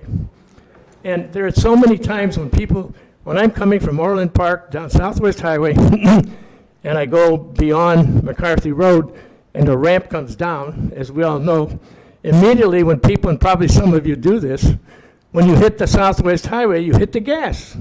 Well, when I'm coming from Orland Park, I have to put my directions down immediately to get off so I can get off on our property. So I have to get into the right-hand lane, and it's very dangerous. That's an issue. As far as this particular property is concerned, it is unique, and it's not really, it is Palos Park as it is right now. And I have to tell the Plan Commission, and I also have to say to the Village Council, when a comprehensive plan came about, why did it come about? because of all this pressure coming around to our community. Payless Park is an island. It's a beautiful island, and it's been that way for a long, long time. This particular property does not fit into that at all. When that comprehensive plan was made, think of all the hours that were spent planning, coming up with that plan. It just didn't come in overnight. There was a lot of effort that went into it, a lot of time, a lot of changes. I don't know if some of you remember, they wanted, at that time, the planner was talking about having commercial all along Southwest Highway. And what did the residents say? No, we don't want that. Then they said, well, let's put commercial to the east side of Southwest Highway because it's near the railroad track. And what did the people say? No. So the planner listened.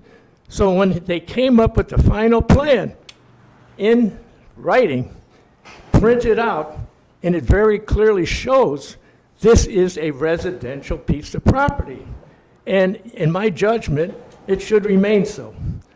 Now, as a practicing architect for over 40 years, retired now, I can tell you that this property with 319 trees or whatever it is, many of those trees will not survive. This property will be probably leveled in all due respect to the engineer and the architect. Now, they may have some trees that will be reserved around the perimeter. That's very possible.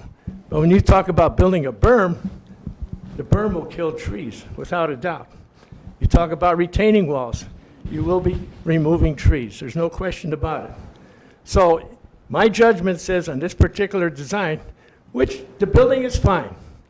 I think it looks good, but it does not belong in this particular location. That's really the key issue.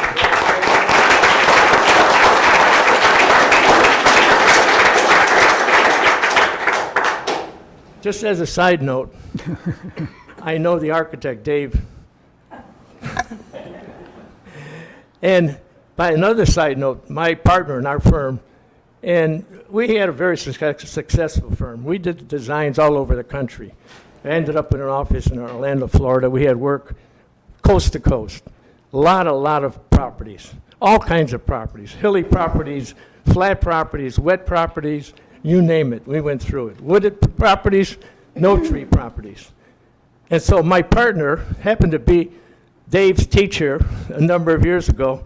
And Dave, I think Lou did pretty well with you. The design looks pretty good. But again, it's wonderful, but it just doesn't belong in this particular site. And it's really a shame. If you want to look at something close to the hospital, go to the Carlson property. That is zoned, if I believe. It's industrial, that they wouldn't sell either. Well, but I'm just saying, I'm sure you're trying very hard to locate something, but again, it's not that we don't like the project, it's just the wrong property. It's the wrong location. And I think to try, if this zoning is changed, I think you're going to do a major disservice to this community. I think to have that changed to from a residential, as it is on the comprehensive plan, with all that time and all the money that was spent on that plan, you might as well say you just threw it away, because that plan means nothing. And therefore, I think you have to stand by your principles and say we spent a lot of money for the future of Payless Park, and this property was never, ever shown as single family. Thank you.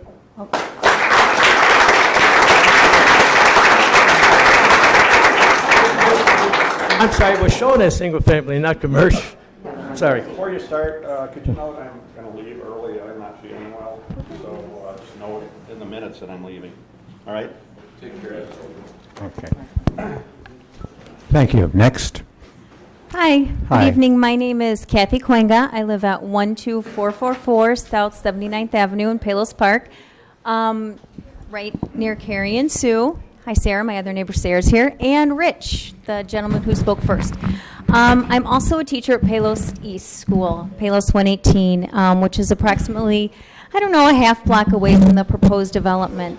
And my main concern is safety of our children.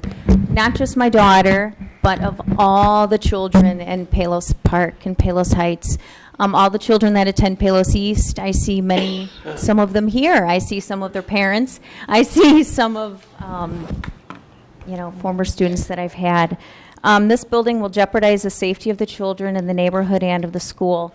Like another gentleman said earlier, the District 118 buses are housed right at the end of McCarthy Road. That includes all the buses for the pre-K program, the middle school, both of the elementary buildings, and they are coming and going at different times in the day. So basically, starting from 6:30 a.m. to 9:30 a.m., buses are transporting our children.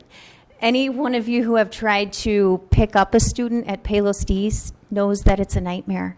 There are cars and there are buses lined up in the middle of the road. It's just unsafe. And if anybody with a clear conscience can zone this to have a medical building here, I would be appalled. So, thank you. That's all.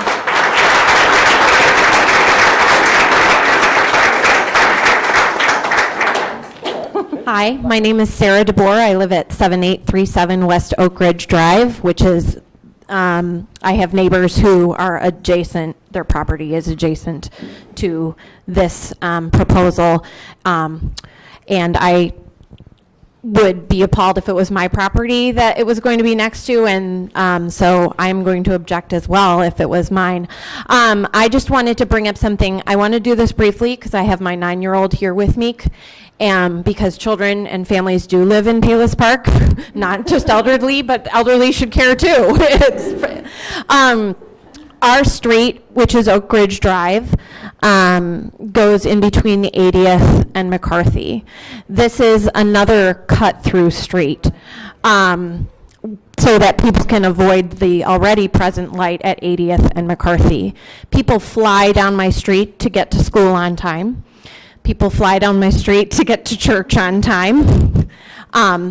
So we're sandwiched in between the Good Shepherd Lutheran Church and then the church property that was just purchased. So we get a lot of cut-through traffic already, and that's from what is only present now, and with that one church being vacant at the moment without being used. So the amount of traffic that's going to be coming down the street with my 9-year-old and the street with neighbors who all have young children is very concerning to me. And of course, I have all of the similar concerns that have already been brought up, but I know a lot of people either want to go home or watch the Cubs game. So I object. Thank you.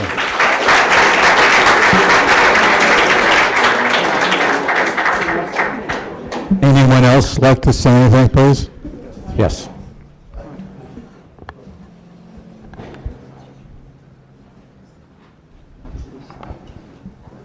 For the record, the game is 1-1. And the Packers are ahead 6-3. So, my name's Douglas Sanborn. I live at 12307 South 80th Avenue. And I'm proud to say in Palos Park. I'm one of the guys that's going to see that building from my second floor. So I disagree with the statement that the neighbors aren't going to see the complex. I bought next to a gas station. That didn't bother me. Sadly, everybody knows if you've driven by, I have to sell because my mother's getting up in years. Polite way to say she's getting ready to check out. So I've got to move back to Michigan, so I have to leave. I wish I didn't have to. I love my property, I love the neighbors, love the community. And I didn't buy in Chicago when I moved here in 2008 from California because I wanted to be in the trees. I wanted to be in a community, and you all are leaders. So as somebody probably more famous than I have said, it's time to lead. It's time to take stock in what is right, and this just doesn't feel right. And if something doesn't feel right, I think as leaders you need to take a really hard look at it and vote no to this project. I'm sorry for those that have invested. I'm not trying to take money out of your pocket, but you are certainly going to take money out of mine, and that's just not right as a community. So I vote no.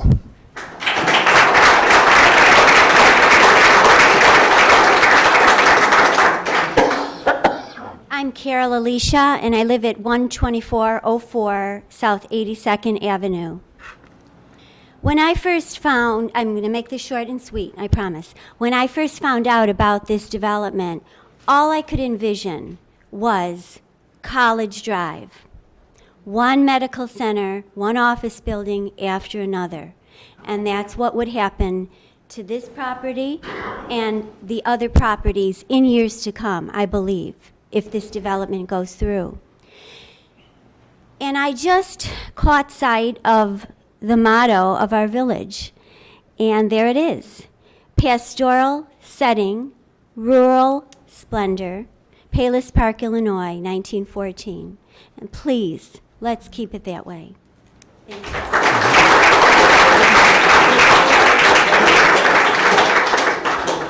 Hi, I'm Tricia Skirtich. I live at 12405 South Elm Street. And I only want to say from experience, once the rezoning starts from residential, it never ends. It's like a cancer growing. And it may take 5 years and it may take 50, but that would be the end of Palos Park. Very sad.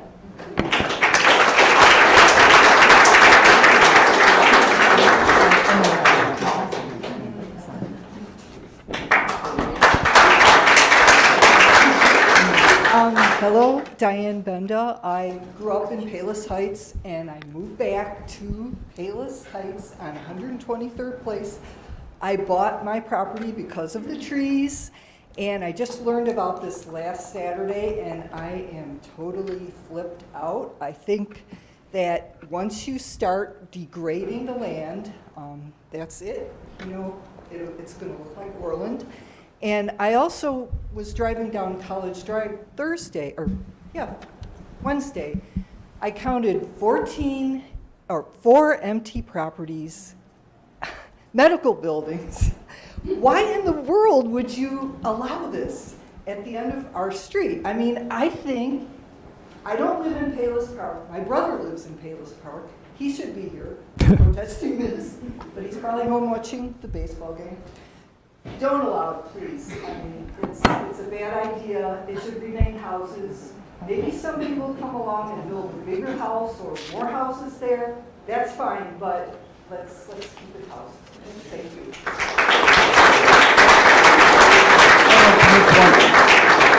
I would like to make just one response to that. Kelly and Frank have nothing to do with this development, so that's insulting to the community and to the people. They're pillars of the community. I am the person bringing the zoning. I bought it as a single-family resident. They have nothing to do with it. Anybody here, and they've come to me say, well, if my property was included with this, I'd go along with it. It's all about money. That's what it's all about, friend. So please, take the pops. Shut up. Please. Come on. Things have been nice up till now, all right? Your turn. My name is Al Patchen. Okay, Al. And I live at 8400 West 123rd Street. Excuse me. Are you withdrawing your petition? No. Okay. You said you were done.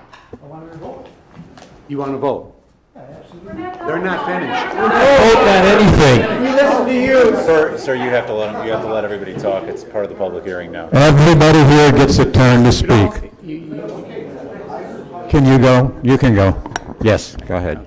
Is he done? Okay. I don't know what you're threatening me with, but you have a choice of This is just a... Back it up and get out. you can listen to the residents, you applied for this, or you can withdraw the petition. We'd like to hear from our residents. Withdraw. Pull out. My name is Al Patchen. I live at 8400 West 123rd Street. My family has lived here since 1965. And I can remember many, many years my mom and dad walking the neighborhood. And unfortunately, they passed away, and I now live in this house. The traffic on 123rd Street is unbelievable. I can't even pull out of my driveway. I came here a couple years ago. They put up a sign that said blind driveways. The Village of Palos Park put it up for me. And a year and a half or 2 years later, I'm driving along, the sign is gone. I came back in here, found out the state took it down because they didn't put it up, the state of Illinois. That's the kind of stuff we're dealing with here. And Rosemary Captor came in here a number of years ago when they wanted to build down on Southwest Highway. And I'll never forget it because I was here. And I remember her saying, this is a very unique, precious piece of land. We don't need all this building and all this stuff. What are you trying to do, tear this town up? You got Orland Park over here, take a look at it. They put up a new medical center, it's almost on the street. You can have a drive-in. You got Southwest Highways all jammed up. You've got everything around here. This is a very, very special piece of property. This is bedroom community. We don't need people like this coming in here, building it. Take it down to the Dominick's on Ridgeland and 127th Street. Build it there. Amen. You know what? You people can get pissed off and I'm pissed off. This is a terrible, terrible injustice to even think that you guys would put forth something like this. I know they spent a lot of money, but this is a bunch of crap, and that's all I have to say. Thank you very much.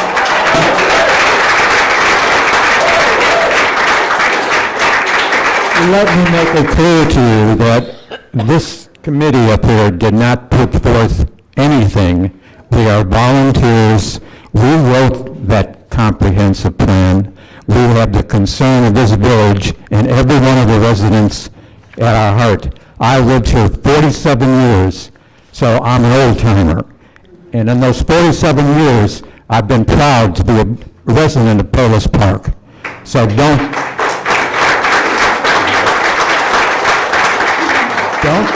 indicate that we are spearheading this whole process. This is a process by law.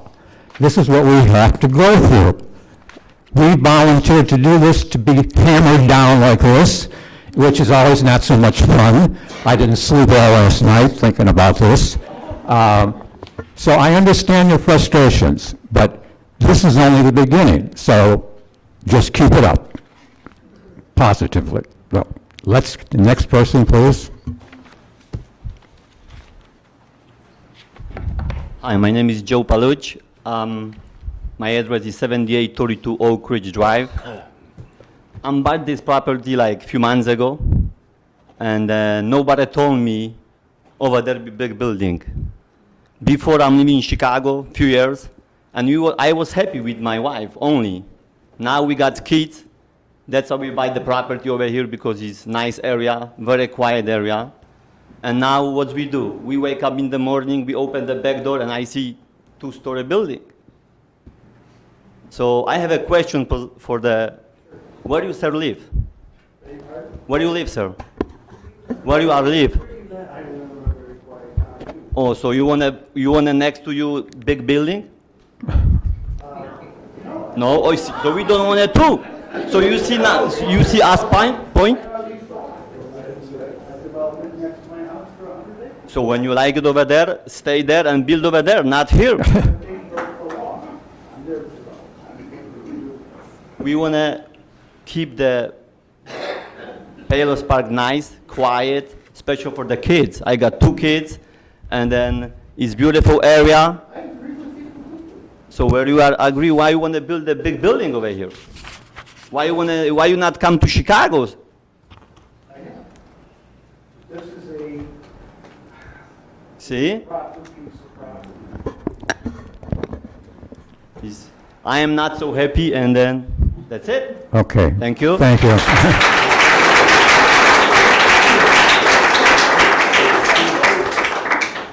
Is there anyone else that would like to? Yes, okay. My name is Jim Meising. I live on 12454 South 79th Avenue. I am neighbors with everyone who's come up here, who either lives on Oak Ridge Drive or on South 79th Avenue. And just to kind of address the changing nature of Palos Park and the fact that there aren't children, and the safety of children is key, especially on that road where I hold my son's hand to get on the bus every morning I can. Every single person who stood up has kids. This isn't the community that it was. This is people like myself who invested in a particular area I grew up in Elmhurst. I'm partners with some gentlemen who own dealerships. I've been to these meetings before, and the most important thing to keep in mind, I've stood up here, I've stood up in front of Chicago Ridge, I've stood up in front of Oak Lawn, I've stood up in front of Joliet to plead my case for a development of a dealership. And the number one thing you always have to keep in mind when you talk about that is there's always somebody who's unhappy. There's always somebody who doesn't want change just for change's sake. But at the end of the day, you have to be a good neighbor. And I haven't heard anything here about good neighbor. The way they've disrespected you, quite frankly, and kind of disrespected the rest of us. It concerns me of what kind of neighbor they're going to be if this goes through. Aside from the safety of the children, I'm not going to reiterate all the unsafe things, but this is a neighborhood. We need good neighbors. I object because I don't see anything here tonight, and I came in with an open mind. I don't see the good neighbor portion of this.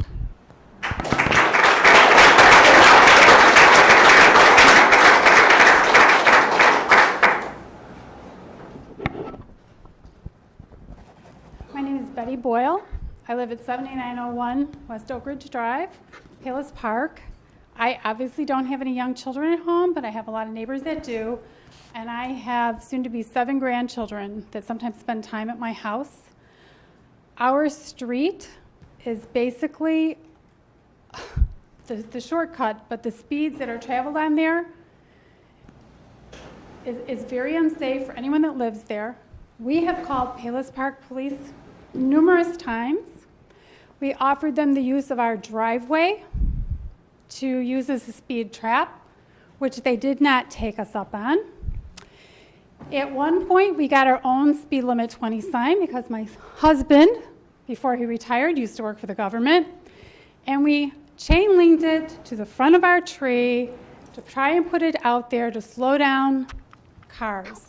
Okay, we have a lot of people that have almost been hurt on the street, and Palos Park Police didn't like the fact that we did that. He told us we had to take the speed limit sign down. My concern is these are people that go back and forth to church. These are people that are going back and forth to try and get their kids to school on time. These are neighbors, people that are local doing this. You're going to get people that are late for a doctor's appointment. They don't care who lives on these streets, who's playing on these streets. It's going to be 100 times worse than it is now. I did not want to live in Orland Park. I didn't want to live in Tinley Park. We went into Palos Park because we wanted a sense of community. You start building. Tinley Park didn't start out with it started out with just one zoning change. Look at it now. Look at Orland Park. Lori, you're the community development director currently. What are you doing to fill up all these empty spaces that we have? Bring in businesses that way. We have Palos Heights has doctor's offices on Harlem Avenue. There's a ton of empty offices on Harlem Avenue. They're just Palos Heights, not Park, but still, we have empty buildings down across from the train station. Put your medical people there. You want to do something good? I just came back from New Mexico. Property's pretty cheap down there. And you know what? There's no medical care there. People are going into Colorado to get medical treatment. My mom lives 6 hours from here in southern Illinois. Hardly any medical care there either. You have elderly people going into Kentucky to get medical care. You want to do something good? Go where the medical care is needed. Get those people help. Buy your land cheaper. There is no need. There is no need for it. There is no need for medical buildings here. We have a doctor's pavilion at Palos Park, or at the Palos Hospital. We don't need more. It's not a necessity here, but it is other places. I'm obviously opposed. Thank you. Thank you.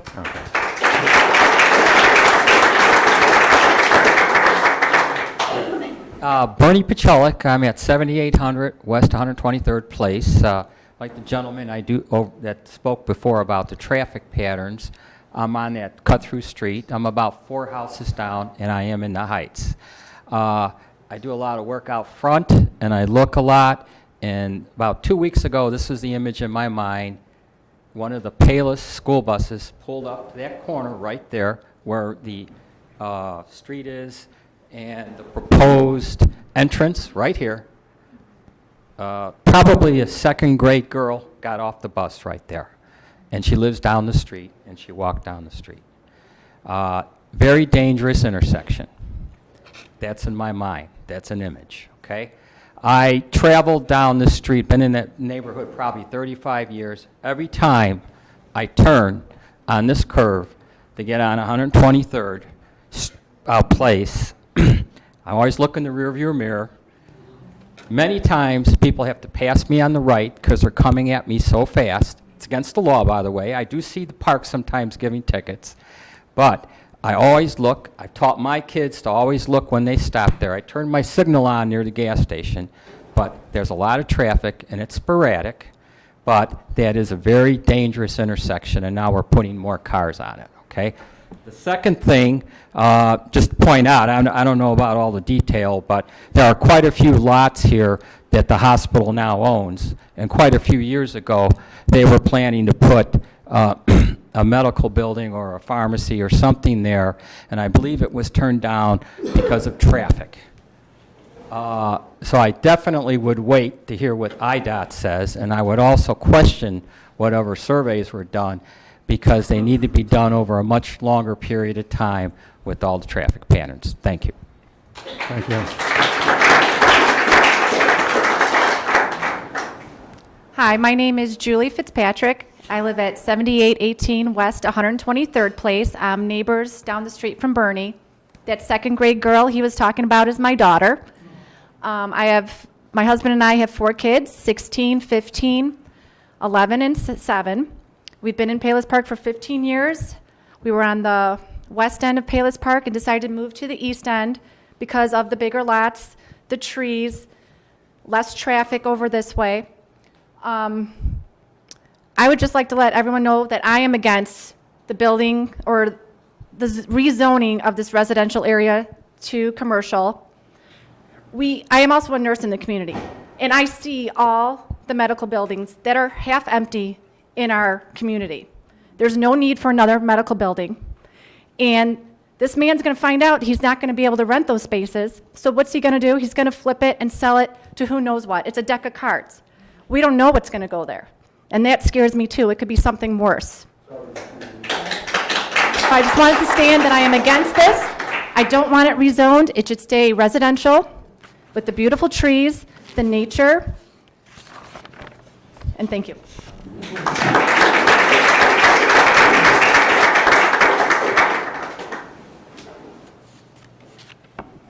Good evening. I'm Ronette McCarthy. I'm at 9002 West 121st Street in Palos Park. So not immediately near the property. Honestly, I can't even say I drive by it every day. But what I can say is want to thank the zoning board for all of your time. You put in a lot of hours for this. Thank all of the residents who showed up. I was a village attorney for years, did municipal zoning, sat through many zoning hearings with contentious audiences. Have to say, I don't know if I've ever seen anyone so arrogant and ignorant as this gentleman today. I apologize to all of you for having to listen to him. My grandma, my mom, my family always taught, kill him with kindness. He did not do that today.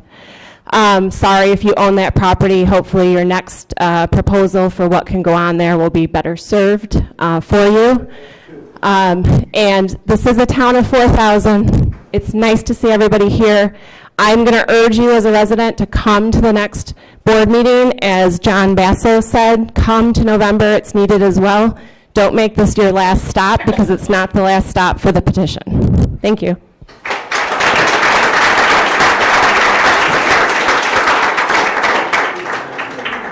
Anyone else like to say anything?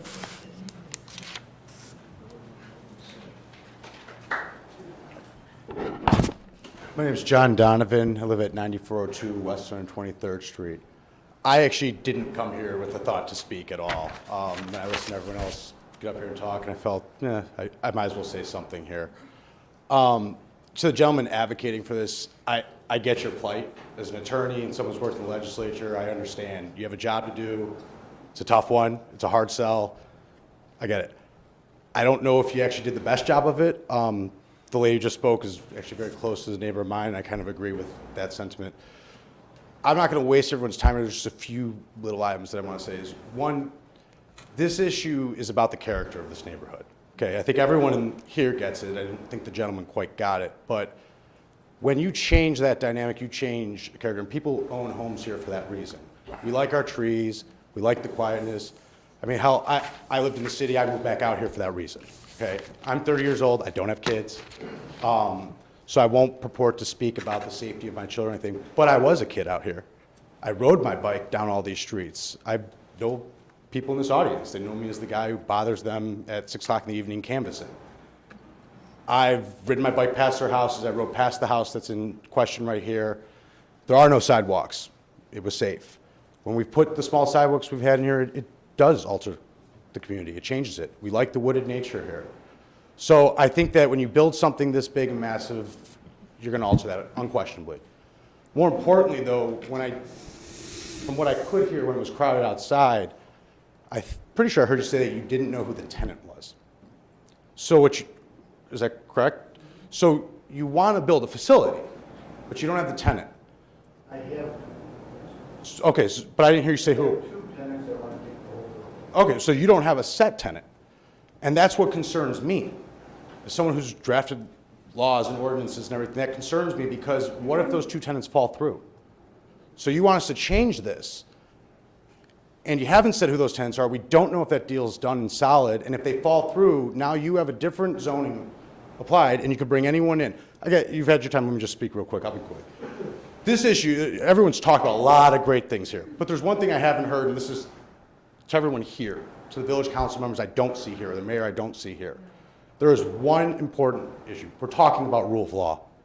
Live in America, it's about rule of law. So we have a zoning ordinance that was voted on by our representatives that, just as all of us are expected to adhere to it when we're dealing with our own private property and what we own, we're now entertaining a discussion for someone who doesn't live here to come in and change that. For them to have a special use permit for that piece of property. So where does that stop? So they want it, they get it, he gets his property here. Well, what stops the next person who lives on a corner next to a facility? If your deal falls through, what stops you bringing in the X factor of I don't know? Where's the precedent that we're going to set? We're going to just change rules whenever we do it? I mean, that's crazy. I mean, rules and laws are not meant to be static. Sure, there's supposed to be some flexibility in them. I've drafted them. I get it. I've seen bad drafted laws. I've seen good ones. But when you change it once for one person, the next person will ask.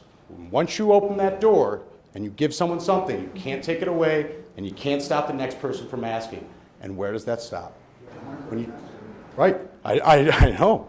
And so when you start changing that for here, that's an issue. And I hope that everyone here relays that message to the council, to the mayor. I hope everyone here does, because that's who they're going to listen to at the end of the day. And that shouldn't be there. Rules should not be for sale. I don't care what price tag you dangle in front of an elected official, not for sale. Budgetary needs should not affect how you apply and draft a law. We are all expected to adhere to it. We are all expected to be a party to it.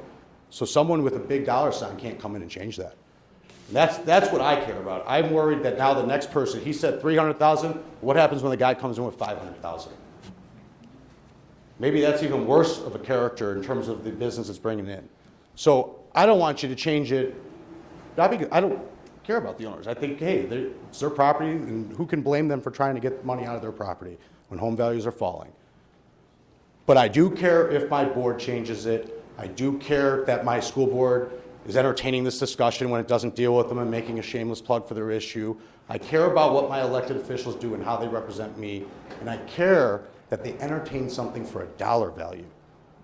I want my rules and my laws to stay the same way that they were voted upon by the people I elected them, that I'm expected to listen to, everyone in this audience is expected to listen to and follow, and that's the heart of the issue in my opinion. Let's not change something for the special needs of someone who's dangling money in here. Thank you.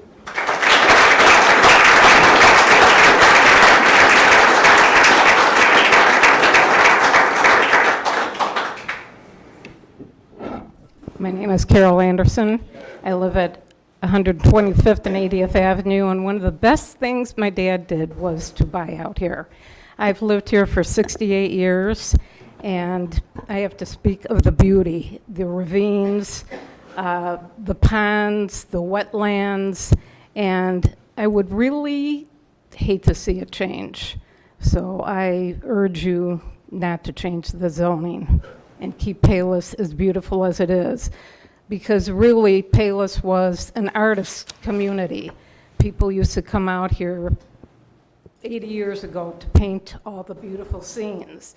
And I don't think they would come out here, even though your building is beautiful. And I've seen your architecture down at the University of Chicago. I don't think they would have come out here to paint your building. So keep Palos the way it should be, with all the natural beauty.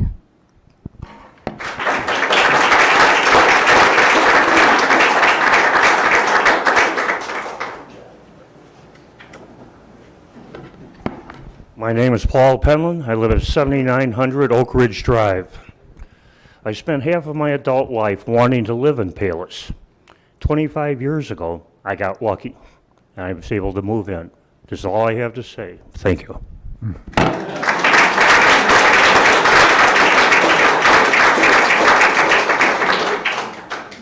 Is there anyone else now that would like to say something? Well, let me tell you guys, I've been through lots of these meetings, but this is an articulate group. Okay, you did a great job. Oh, one more person? Okay, yes, you may. Yes, you can. Thank you. Barry Zelane. My wife Nancy and I live in Palos Heights, 12313 South 76th Avenue. And we grew up in Roseland. And we used to come as teenagers to the Palos Toboggan Slides. What a thrill that was. Matter of fact, we thought it was going to the end of the world. It took forever to get there from Roseland. And when we had an opportunity in 1966 to move into the community, we were thrilled. Great area. I believe Palos in Italian means tall trees. And what a beautiful area. Majestic trees, wonderful forest preserves, and just a great area to raise our daughters. Denise is here tonight, and our other daughter. And as I think about the problems we've experienced recently, it has to do with the transportation. People moving up and down McCarthy Road and on 76th Avenue. They're speeding. This is a residential area, and we have children playing, people walking their dogs, riding their bicycles, or just hiking around the area, and the cars coming either from Orland down 76th Avenue or going west on 123rd Street is dangerous. And it's a 20-mile-an-hour speed limit. No one follows that limit, unfortunately. And my concern is that if you leave from 80th Avenue and you're going east on McCarthy Road, that's kind of a blind area, and that's exactly where this entrance would be. So we're going to have a blind entrance area to where hundreds of people are going to be going back and forth every day. Very dangerous. And the road really cannot accommodate that type of traffic. We think of all the school buses at District 118 are right around the corner as well. They have congestion areas, concerns for us, as does the traffic coming up 123rd Street. It's dangerous and it's frequent. And to tell you the truth, when the mosque starts operation in a few months or 6 months, and I believe those people believe in a religious participation in prayer 5 times a day? And what's that going to do to the traffic patterns, including a possibility of having this medical facility there? We are going to be overwhelmed with traffic, possible accidents, but definitely safety factors. So that's my concern, is the safety factors on the 2 roads are not able to accommodate more than 2 lanes of traffic. So where are all these people from both the medical facility possibility or the mosque going to go? Where they're going to go? They're going to go down 123rd Street to make their way over to Harlem Avenue, and they'll be doing that in a frequent and probably illegal speeding area. As far as I'm concerned, I heard a multi-million-dollar idea tonight. Thank you for your idea. We've got a Dominic's beautiful building, sprinklered, large parking capacity on Ridgeland Avenue that has vacancies. And it could be taken over and maybe a second floor put on that for even more offices. And I think that would accommodate your ideas. I appreciate the effort you've put into this. You gave us a good presentation. I'm sorry that everyone didn't always agree with you. But, and I thank the board for letting us express our ideas. We're concerned about the safety in the area and the residential community that Palos Park and Palos Heights have offered for all of us for enjoyment. Thank you.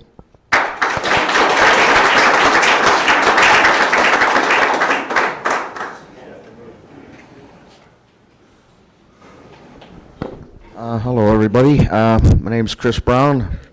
No relation to that other guy. I live at 12345 South 80th Avenue. I've lived there most of my life, 57 years. All right, and I've tried to live in this town in peace and follow the laws, the speed limits, be on the lookout for people's children. All right, I know the dangerous areas in this area. You know. As I grew up here, all right? I know that's a dangerous place, all right? I've seen the accidents. I've been here all my life.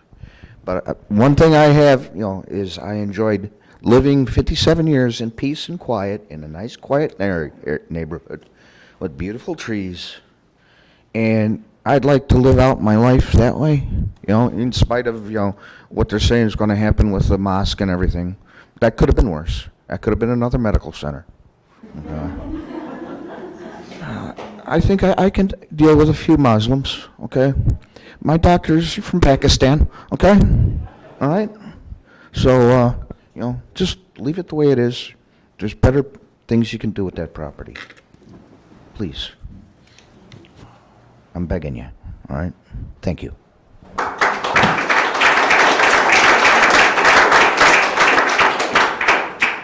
Thank you. Does anybody on the board have anything else to add? I Yes. do, John. By our zoning ordinances that govern us, we are required to consider 6 factors in deciding whether or not to agree to a rezoning. I want to compliment our staff. They have stated that the petitioner did not adequately respond and satisfy the staff as to those 6 factors. My understanding was that the petitioner would try to satisfy those 6 factors tonight. In my mind, that has not been done. The legal standards have not been satisfied for us to agree to this rezoning of this property, and therefore I do have a motion to make if we're ready for a motion. Somebody was walking up to the lectern. I just want to say a quick Okay, let's see. Let's give everybody their chance, so.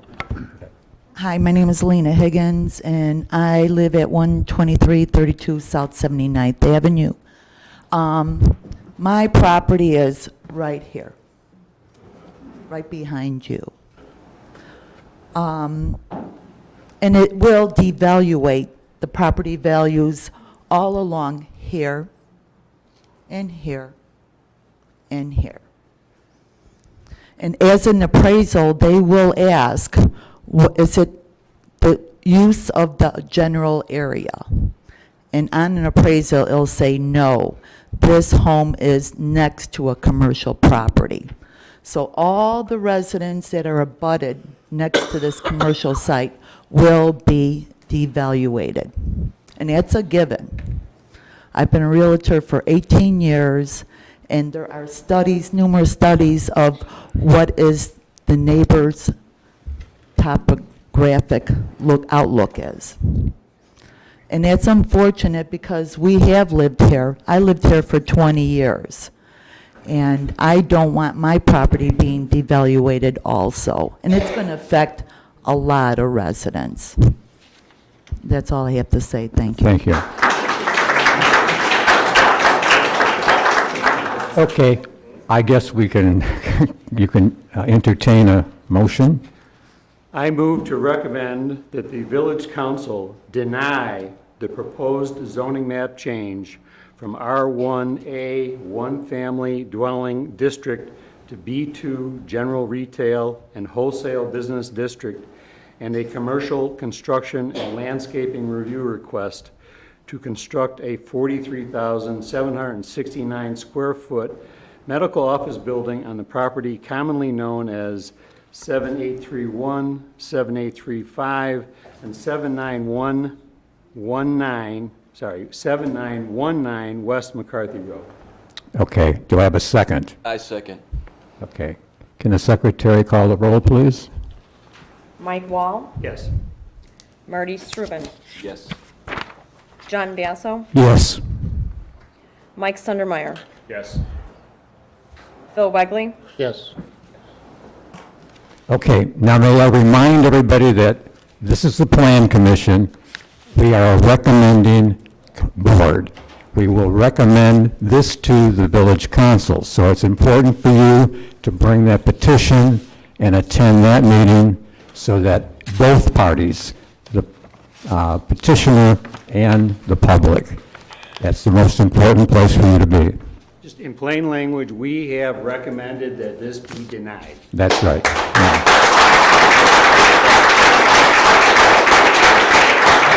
Sorry. Attorney would like to say There is something. a second matter. There is. For consideration. Oh. Even though you have denied the rezoning, the second matter is the landscaping and construction review that's before you. And the code does say that the Planning Commission shall make a finding regarding that. That's section 1461.03 in the village code. But in the motion I read, it had that language in there. Oh, I'm sorry. You did both. I did. Okay, so under that, the applicant now has the option to continue the matter before the Plan Commission for a future meeting to revise the plans, the landscaping review plans, or to ask this to be forwarded to the village council for review.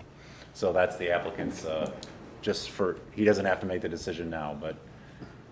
Wait, the motion that I read said, the words included, to deny a commercial construction and landscaping review request. Right, I'm saying the applicant has the, for information, the applicant has the option of asking to come back before the Plan Commission to correct that or to go directly to the village council. That's what I'm saying.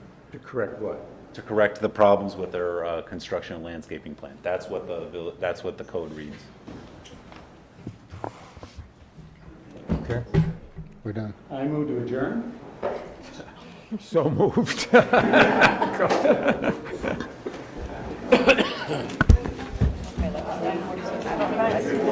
was it. Mike Wall, okay. How are you? Yeah, me too.